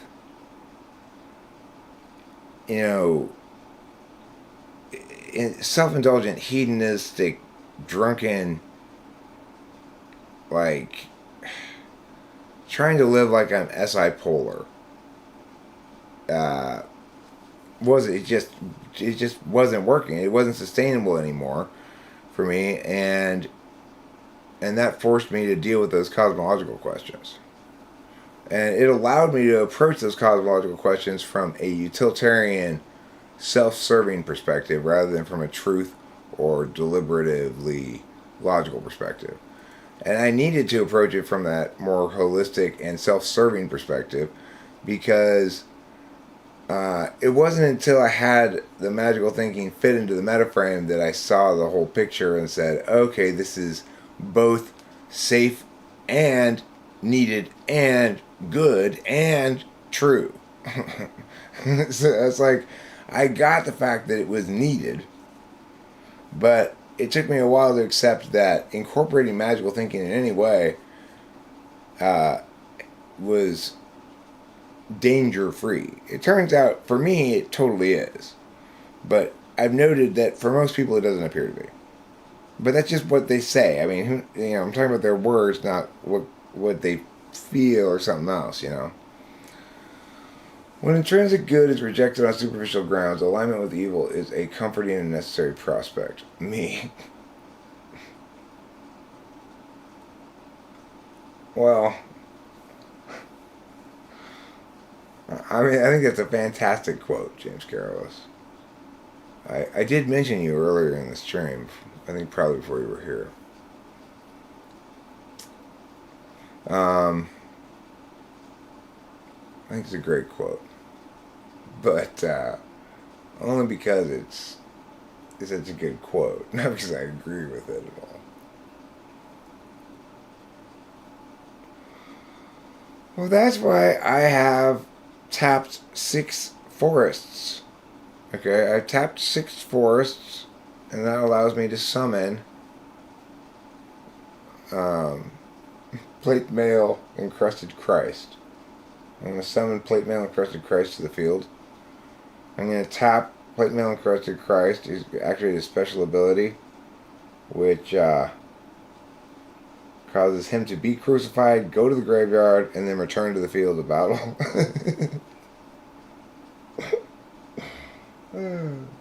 Good stuff.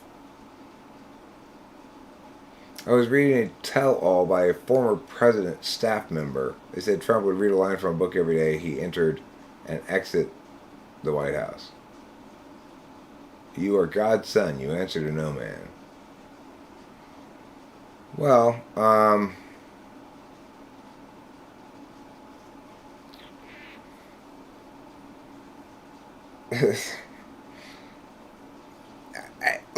I don't think that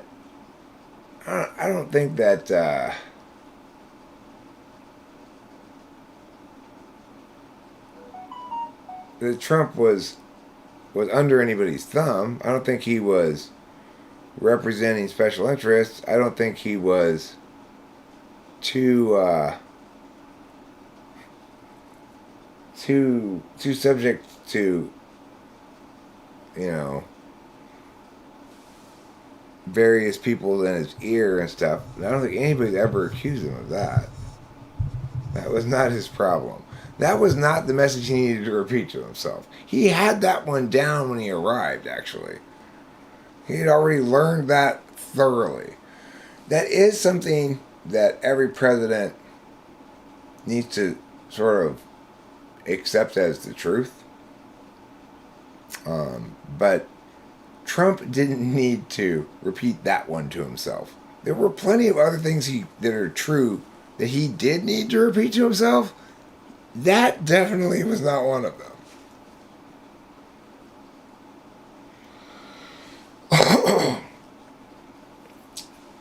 I'm gonna have a cigarette here. I don't really want to play any songs. I'm feeling like I want to work on songwriting right now. General songwriting. I don't. It's more complicated than that. Like, I've got a few different ideas of things I want to do related to songwriting, like going through some old freestyles and getting parts that sound really good and making good songs out of them instead of just having to be a little good part in a freestyle is one of the things I'm thinking about doing. But I also want to. It shouldn't be that difficult. I want to figure out the chord progression for Wonderful, Wonderful Kitty, which when I first tried to figure it out, turned out to be a little bit more challenging than I expected.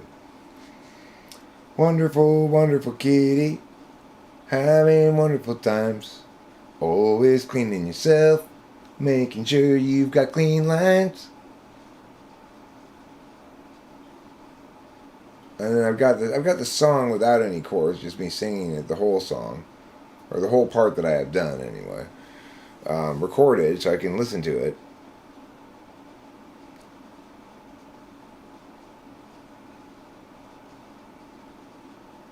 Give half of Matter of Mood.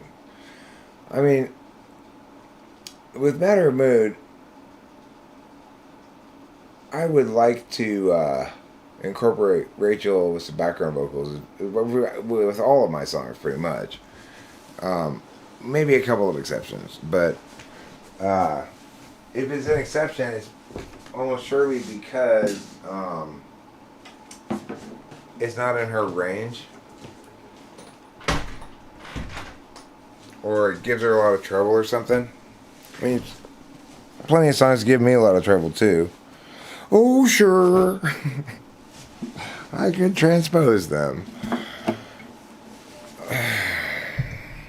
He's like, that's what I mean about it. Like, do you really want to be an ENTP? That's the kind of shit I'm talking about. So here we are, spending time practicing these songs that are not in our range. They're just like, we're both having to strain. And we'll practice these songs, practice them. Why didn't you transpose this a long time ago so you got used to playing it in a different key?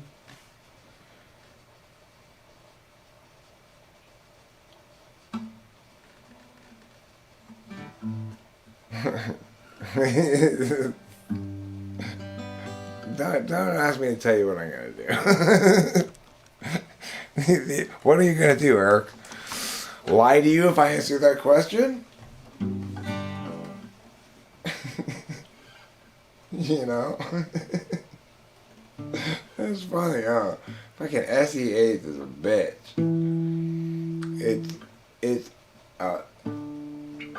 It's like a sassy girl who ain't having none of it.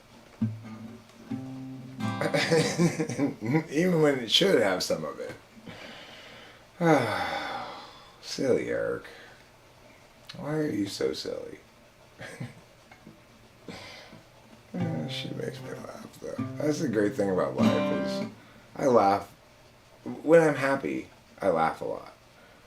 Like the first couple of weeks of every month, I'm generally laughing a lot.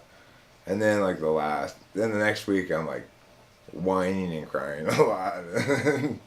But anyway, when things are good, when I'm happy, life's funny. Funny shit happens. I was saying that happened in the parking lot earlier today with this guy. Old Chinese guy. We're going here, and he's gonna come out the driveway here. But instead of going out the driveway here, he just stops right here. Just like, what are you doing? I mean, and he's not even looking at us at all. He won't even look at us. So it's like, okay. If I'm in a certain mood, maybe I'd be like, come on, go. But if I'm in a good mood, I just laugh at it. It just seems so funny, you know. Yeah, like the story I said earlier about the hat thing, right? I'm going outside to give Rachel a haircut.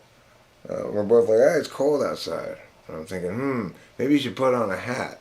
And then I'm like, I almost said something really dumb, Rachel. What? I almost said you should put on a hat to stay warm.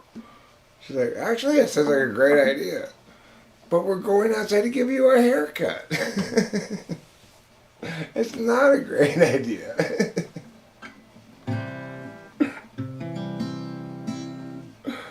You know, that's some shitty TE right there. NI is not very NI when it comes to TE things like whether you should have your hat on or off before getting a haircut.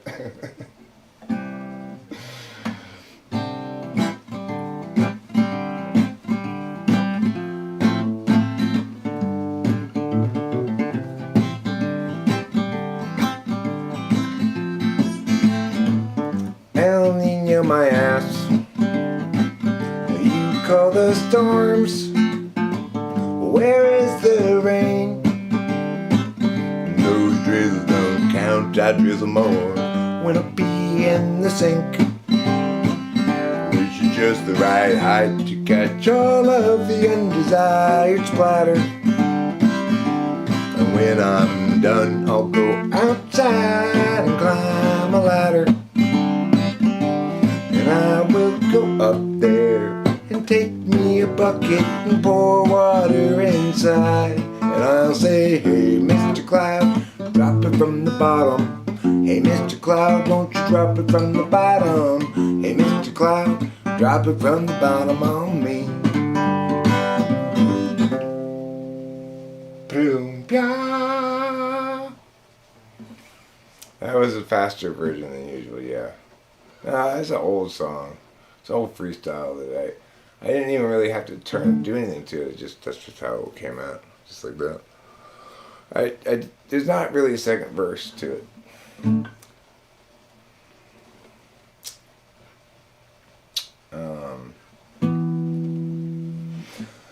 We need to know. We need to see. We need to pen happening down by a means to judge a logic to life, divisively alike, and from which will rarely budge. People everywhere gather up, enemies outraged at how the Mr. Sign. How do they set their priorities? These foreign backstabbing entities into heartache and misery follow necessarily from their savage ways. Insulting Carson and Desiree, we stuck in such petty larceny. We all partition the rectories and call it destruction of the whole damn world.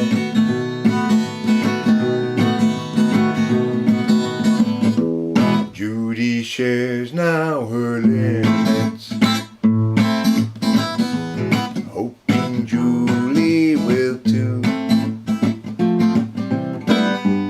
Gary shares for 4 minutes. He just can't share things like they do. Judy always thought that she should have bought two when she had the chance to buy.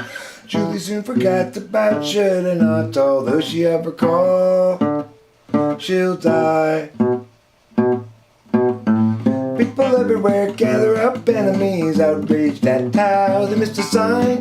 How do they set their priorities? These foreign backstabbing entities ensuing heartache and misery follow necessarily from their savage ways. Insulting Carson and Desiree, we're stuck with such petty larceny. We all partition the rectories and call it destruction of the whole damn world.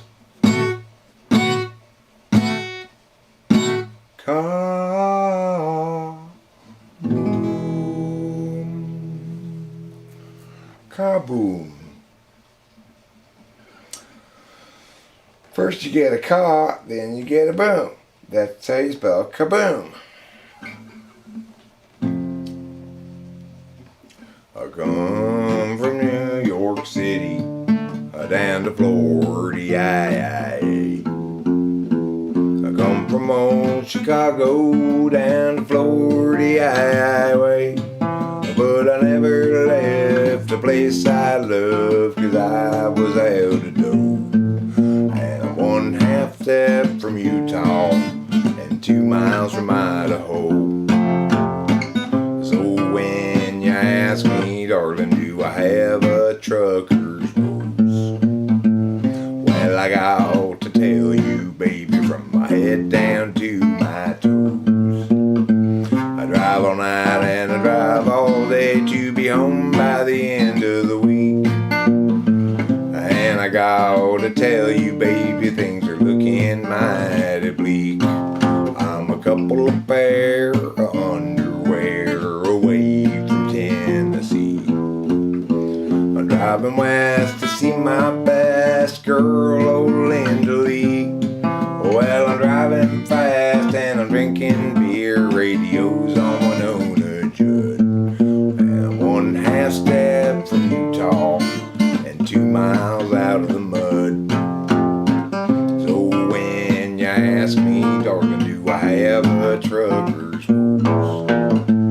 Well, I got to tell you, baby, from my head down to my toes. I drive all night and I drive all day to be home by the end of the week. And I gotta tell you, baby,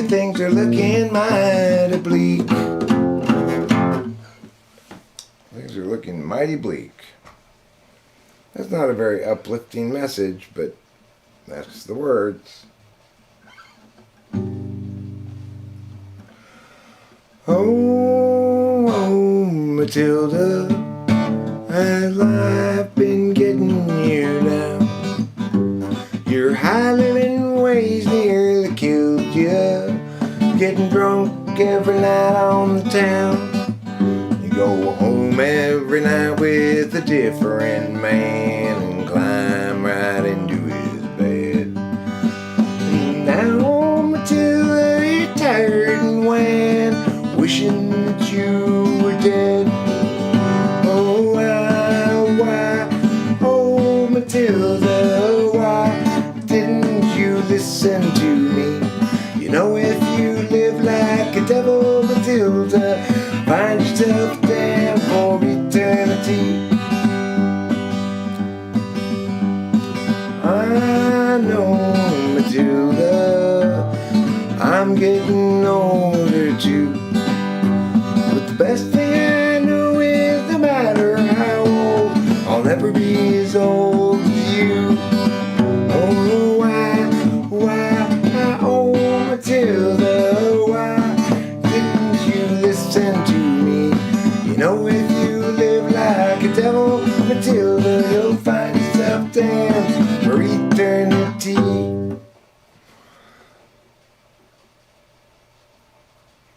It's one of the earliest songs I ever wrote that I still play. That and Trucker's Roses are both early, super early songs.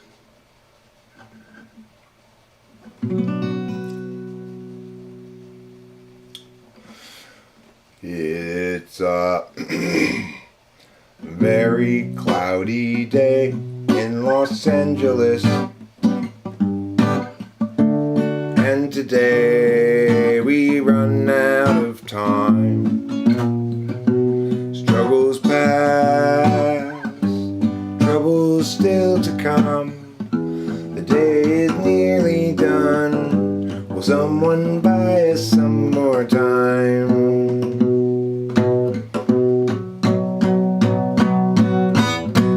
Cloudy day in Los Angeles, cloudy day in LA. I'm no sort of evangelist, but I have something to say.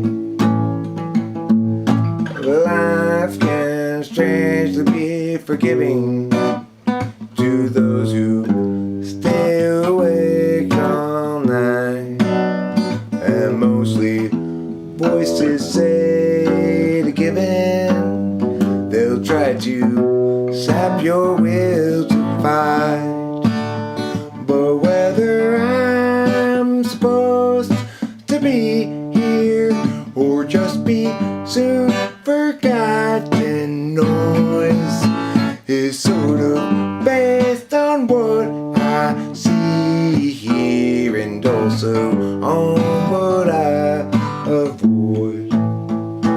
It's a very cloudy day in Los Angeles, and today we run out of time. Struggles past, troubles still to come. The day is nearly done. Will someone buy us some more time?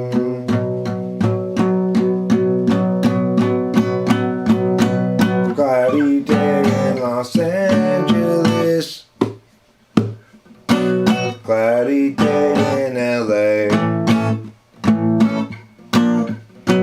cloudy day in Angeles, but I have something to say, something to say.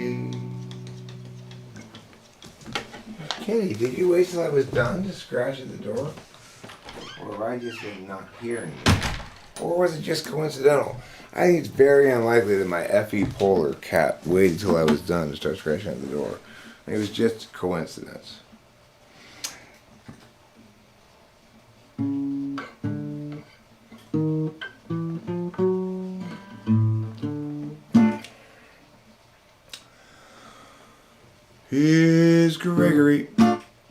disguise, hands in his pockets. Now he's walking down the drive, averts his eyes. He doesn't want you guys to realize that he's Gregory.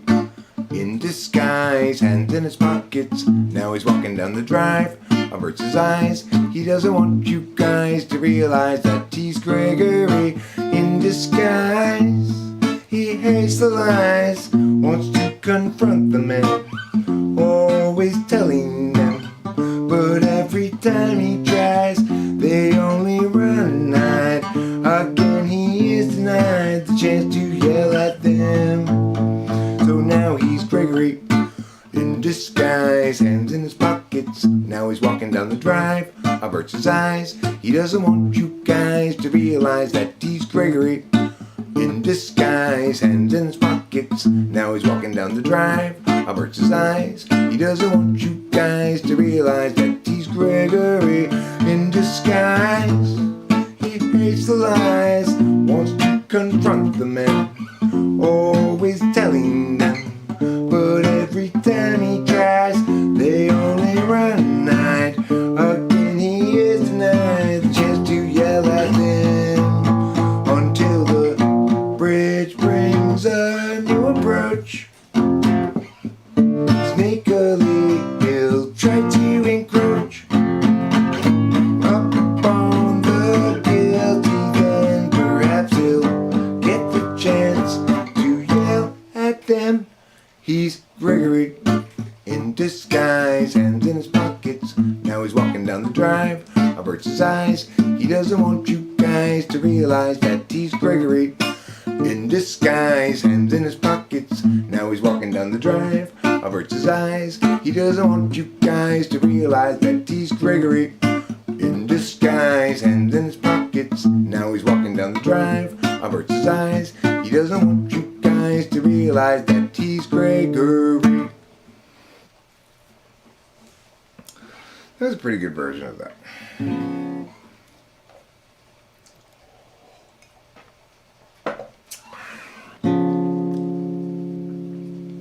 We'll go from Gregory to Gerald. Gerald has a thought. Gerald has a lot. Gerald has a plot to get to Marjorie's tater tots. He's got a good idea for a name-changing business, thinking how about what to call Christmas when they hire his firm to change that name. And Gerald always thought there'd be chance enough to return to the work that's rough. He'd get back to it eventually, but his visions piled up and his plans would interrupt all the work that started off so hopefully. Now his mind is back on his business, thinking of changing factless for listless. Oh, how all the people would shout his name. And Gerald knows he understands ever more clearly now. He won't provide explanation regarding the why or the how. He'll see you and know you from inside your heart. Exciting, delighting, Gerald plays his part. And Gerald still knew there's too much to do, and he had dropped time in the underview. Too much to rebut, so where, now, and what? And too much time spent picking the skew with you. And Gerald has a thought. Gerald has a lot. Gerald has a plot to get to Marjorie's tasty spots. He's got a good idea for a name-changing business, thinking how about what to call Christmas when they hire his firm to change that name. Gerald has a thought.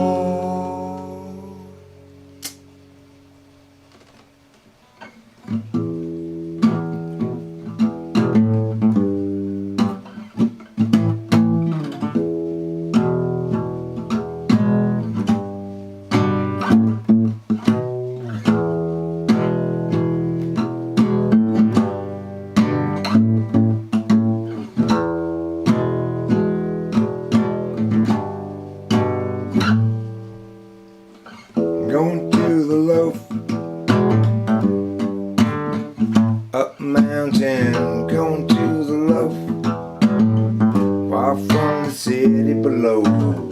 Going to the low. Up mountain, going to the low. Travel those windy roads, mountain sunshine on the trees, far from the smoky city. Mountain sunshine on those trees. Mountain sunshine on the trees, far above the smoky city. Mountain sunshine on those. Going to the low. Up mountain, going to the low. Going to the low. Up mountain, going to the low. Going to the low. Up mountain, going to the low. Apart from the city below. Going to the low. Up mountain, going to the low. Travel one deep roads. That's kind of sloppy and crappy and terrible, but you know, it's just because I suck ass. That's why. I would explain it. Oh, that's the problem.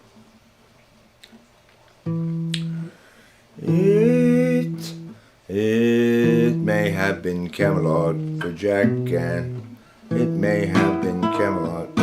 It may have been Camelot for Jack and Jacqueline, but on the Che Guevara highway, filling up with gasoline. It may have been Camelot for Jack and Jacqueline, but on the Che Guevara highway, filling up with gasoline. Fidel Castro's brother spies a rich lady who's crying over luxuries, disappointments, and he goes over and he's trying to sympathize with her, but he thinks that he should warn her that the third world is just around the corner.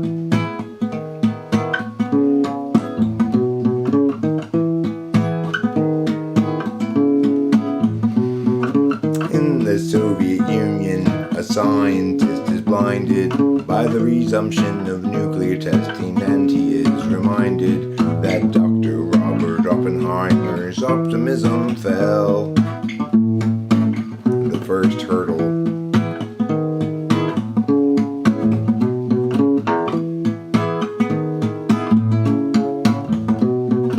One leap forward, two leap back, will politics get me the rack, waiting for the great leap forwards.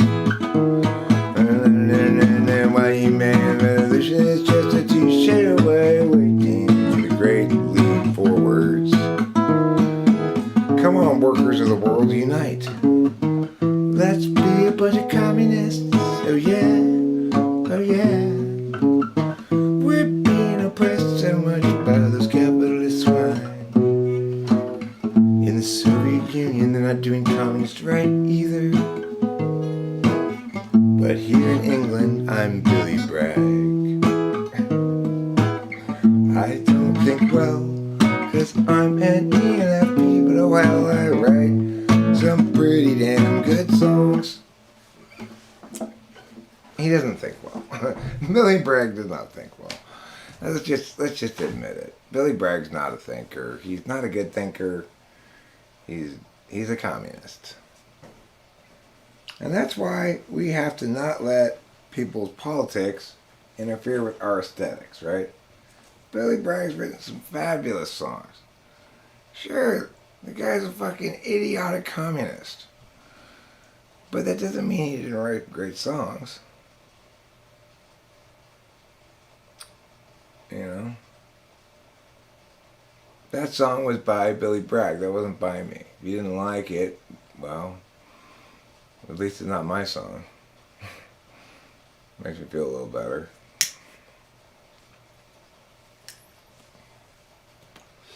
You know, he is a commie.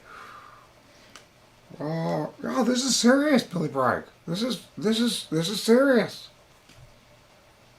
You are currently destroying the West. Stay out of polysticks. I heard your mom's a good cook. Kook. Rhymes with nuke. I heard your mom's a good kook.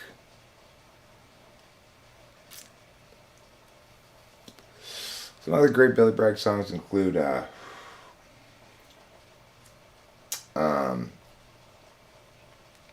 Shirley. Shirley, it's quite exciting to be living here in this new home.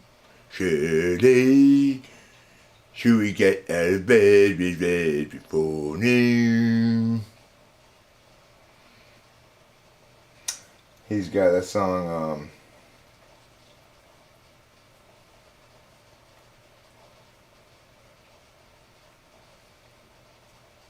Must I Paint You a Picture? Such a sad song. It's got great lyrics too. And it's so good. There goes, alright, well, there's one part of the song that I remember in particular that's coming to my mind right now. Is it goes,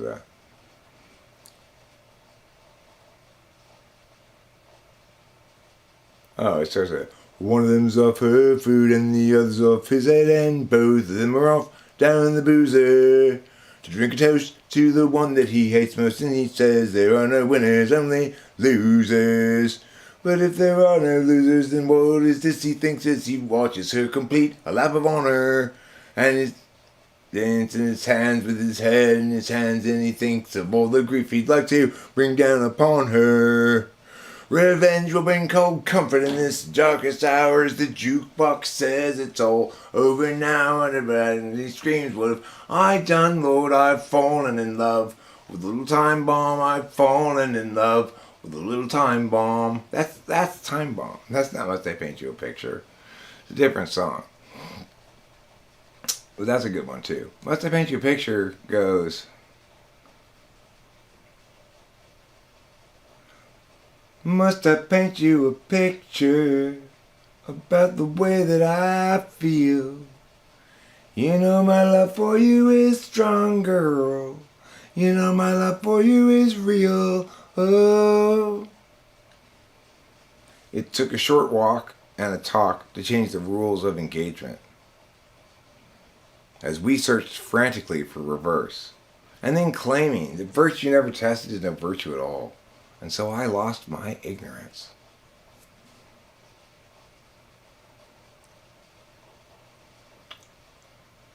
And now the bells across the river chime out your name. I look across to them again and again. Must I paint you a picture about the way that I feel? You know my love for you is strong, girl. You know my love for you is real. Good night, Jeff Shaw. Dream well, or dream good. Don't dream poorly, and don't dream evil.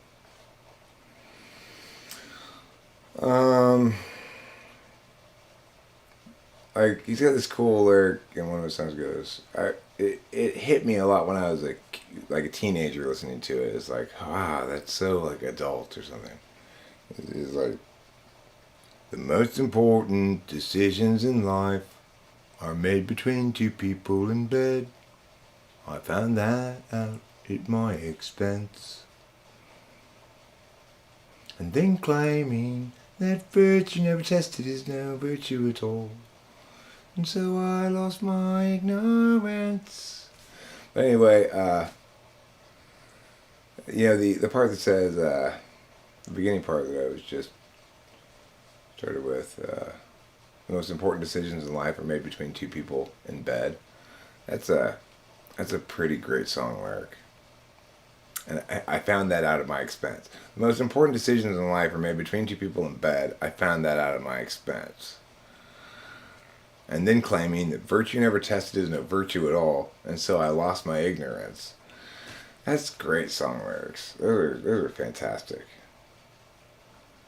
But Billy Bragg is totally, wildly hit and miss. He's got complete garbage too.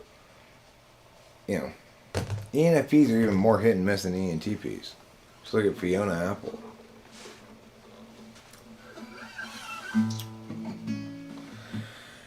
Well, you might call me a rambling man, 'cause I do a lot of thumbing and a kicking cans. Well, it won't do Nancy good to call me names. I wonder Willie Woodrow. I wasn't born and raised in no ghetto, just a white boy looking for a place to do my thing. I don't want no handout living, don't want any part of anything they giving. Proud and white and got a song to sing. Well, I said a few things and I'll admit it. If you wanna get it, you gotta hump and get it. Just a white boy looking for a place to do my thing.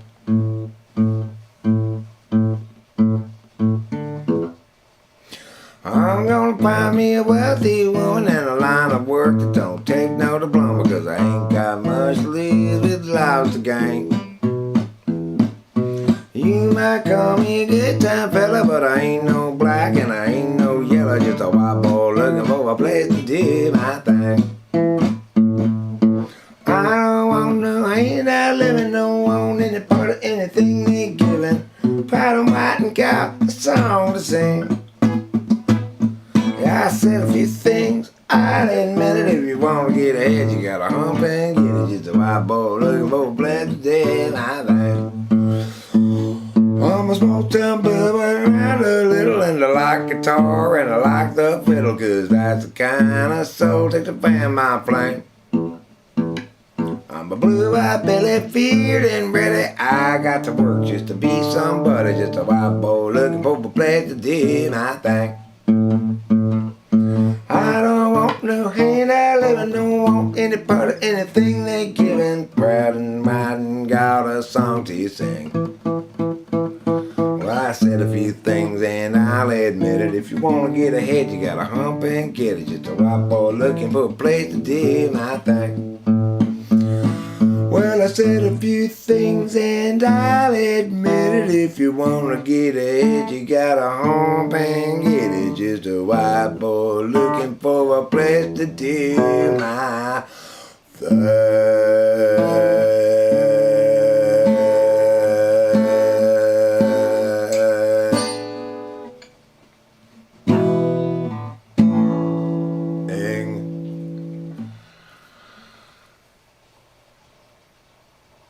But I'm not though. That song feels like a lie.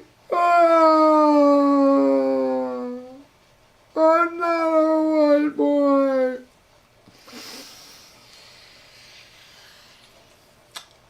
I'm not looking for a wealthy woman.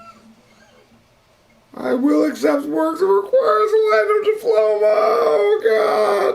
It's a lie. It's all a lie.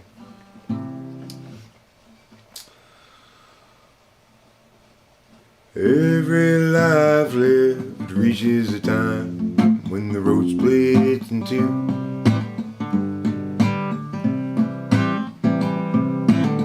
There are times, dark times, times of despair, times when it's hard to feel good. That's when I'll look for my sack full of solvency and that satchel of helpful goods. Helpful goods, satchel of helpful goods, satchel of helpful goods, satchel of helpful goods, satchel of helpful goods, satchel of helpful goods. Every life lived reaches an end when the road disappears. When I'm there, will there be anyone around? Or will I travel all alone? That's when I look for my sack full of solvency and that satchel filled up with bones. Yeah, that satchel, now nothing but home. Satchel of helpful goods, satchel of helpful goods, satchel of helpful goods, satchel of helpful goods, a satchel of helpful goods, satchel of helpful goods. Yeah.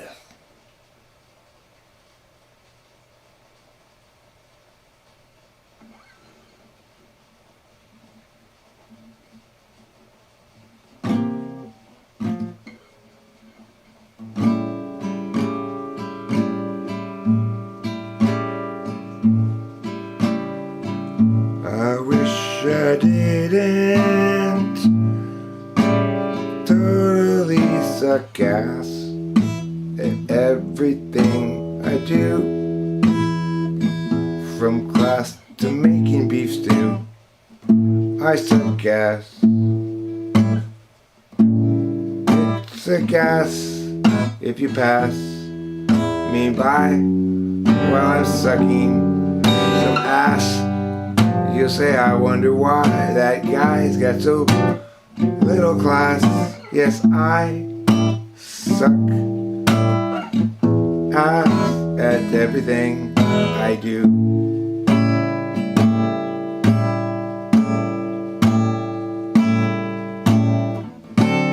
Hey, look there, that gutsy little guy. It appears that Eric's finally attained mediocrity. Jesus Christ, why, oh why must he suck so much ass? That's what I gotta ask. Yeah. Oh my God, I suck so much ass at everything I do.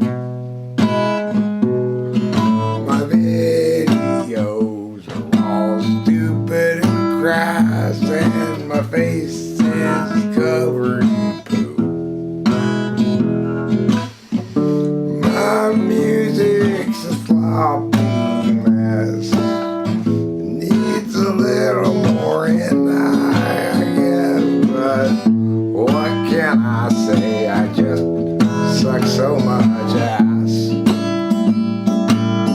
When you were learning in class, I was mastering suckering the ass. I was mastering sucking on the ass, and you were busy learning class. I guess that's the truth now, because you couldn't produce now, and you were close to this smart and looking around. You hadn't mastered the class when you were really in class. I was obviously mastering this ass of sucking so much ass. More ass than ever been sucked in the life of 1,000 wives who are married to people who want to have their asses sucked. That's the best song of the night right there. It's the truest song of the night. You can call me Baby Pig, Poop Face, or you can call me World's Hugest Fuck Up. That'd be fine. Call me, Tardy von fails often. You call me haphazard clusterfuck of intermittency. I'm a haphazard clusterfuck of intermittency. Well, no, I don't have anything really guaranteed for you, but how about this haphazard clusterfuck of intermittency? Would you like that? Yeah, okay. I'll go for that. Is it going to be good? Probably not. Every once in a while you get like, that bite wasn't so bad. It does it have calories at least? It has some vitamin C. Did I smoke all my cigarettes? Is that what happened to them all? That's probably what happened to them. I keep thinking maybe they're sneaking away on me or something, but probably I'm just smoking them all. I've got cigarette fever. I've got cigarette fever, everybody.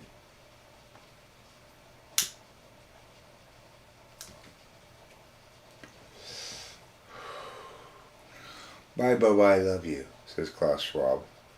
The real one. I just can't listen to this song anymore, but I love you. You never used one, Bubba. You never used an umbrella? Well, you know, that's not really that shocking, Jonathan Basanti. You do live in the middle of the Sahara Desert. I'm not surprised you never used an umbrella.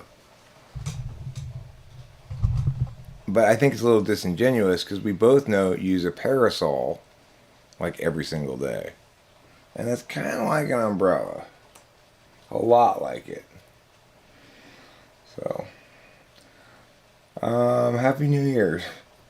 I appreciate James Careless's very belated Happy New Year's. Merry Christmas, everybody. Happy New Year's. In case I didn't catch it during the holidays. I preemptively wish you a happy St. Patrick's Day. Plus, the Ides of March are coming up, so if you do a Death of Caesar reenactment, pick your Brutus now. A2? What's that guy's name? Brutus? He's the same guy who's Popeye's nemesis. He survived all that time. Okay, thank you everybody for being here. I love you all with my emotion heart. And I appreciate you reciprocating with the dewiness from your emotion heart. We'll get our dews entangled, and the feelings that will erupt from both of us, all of us together combined, are just going to blow my INFP supervisor away. And they're finally going to say, yes, Eric, you got it now. That's what I'm talking about. That's real emotion. It's coming any day now. And it's all thanks to you guys, okay?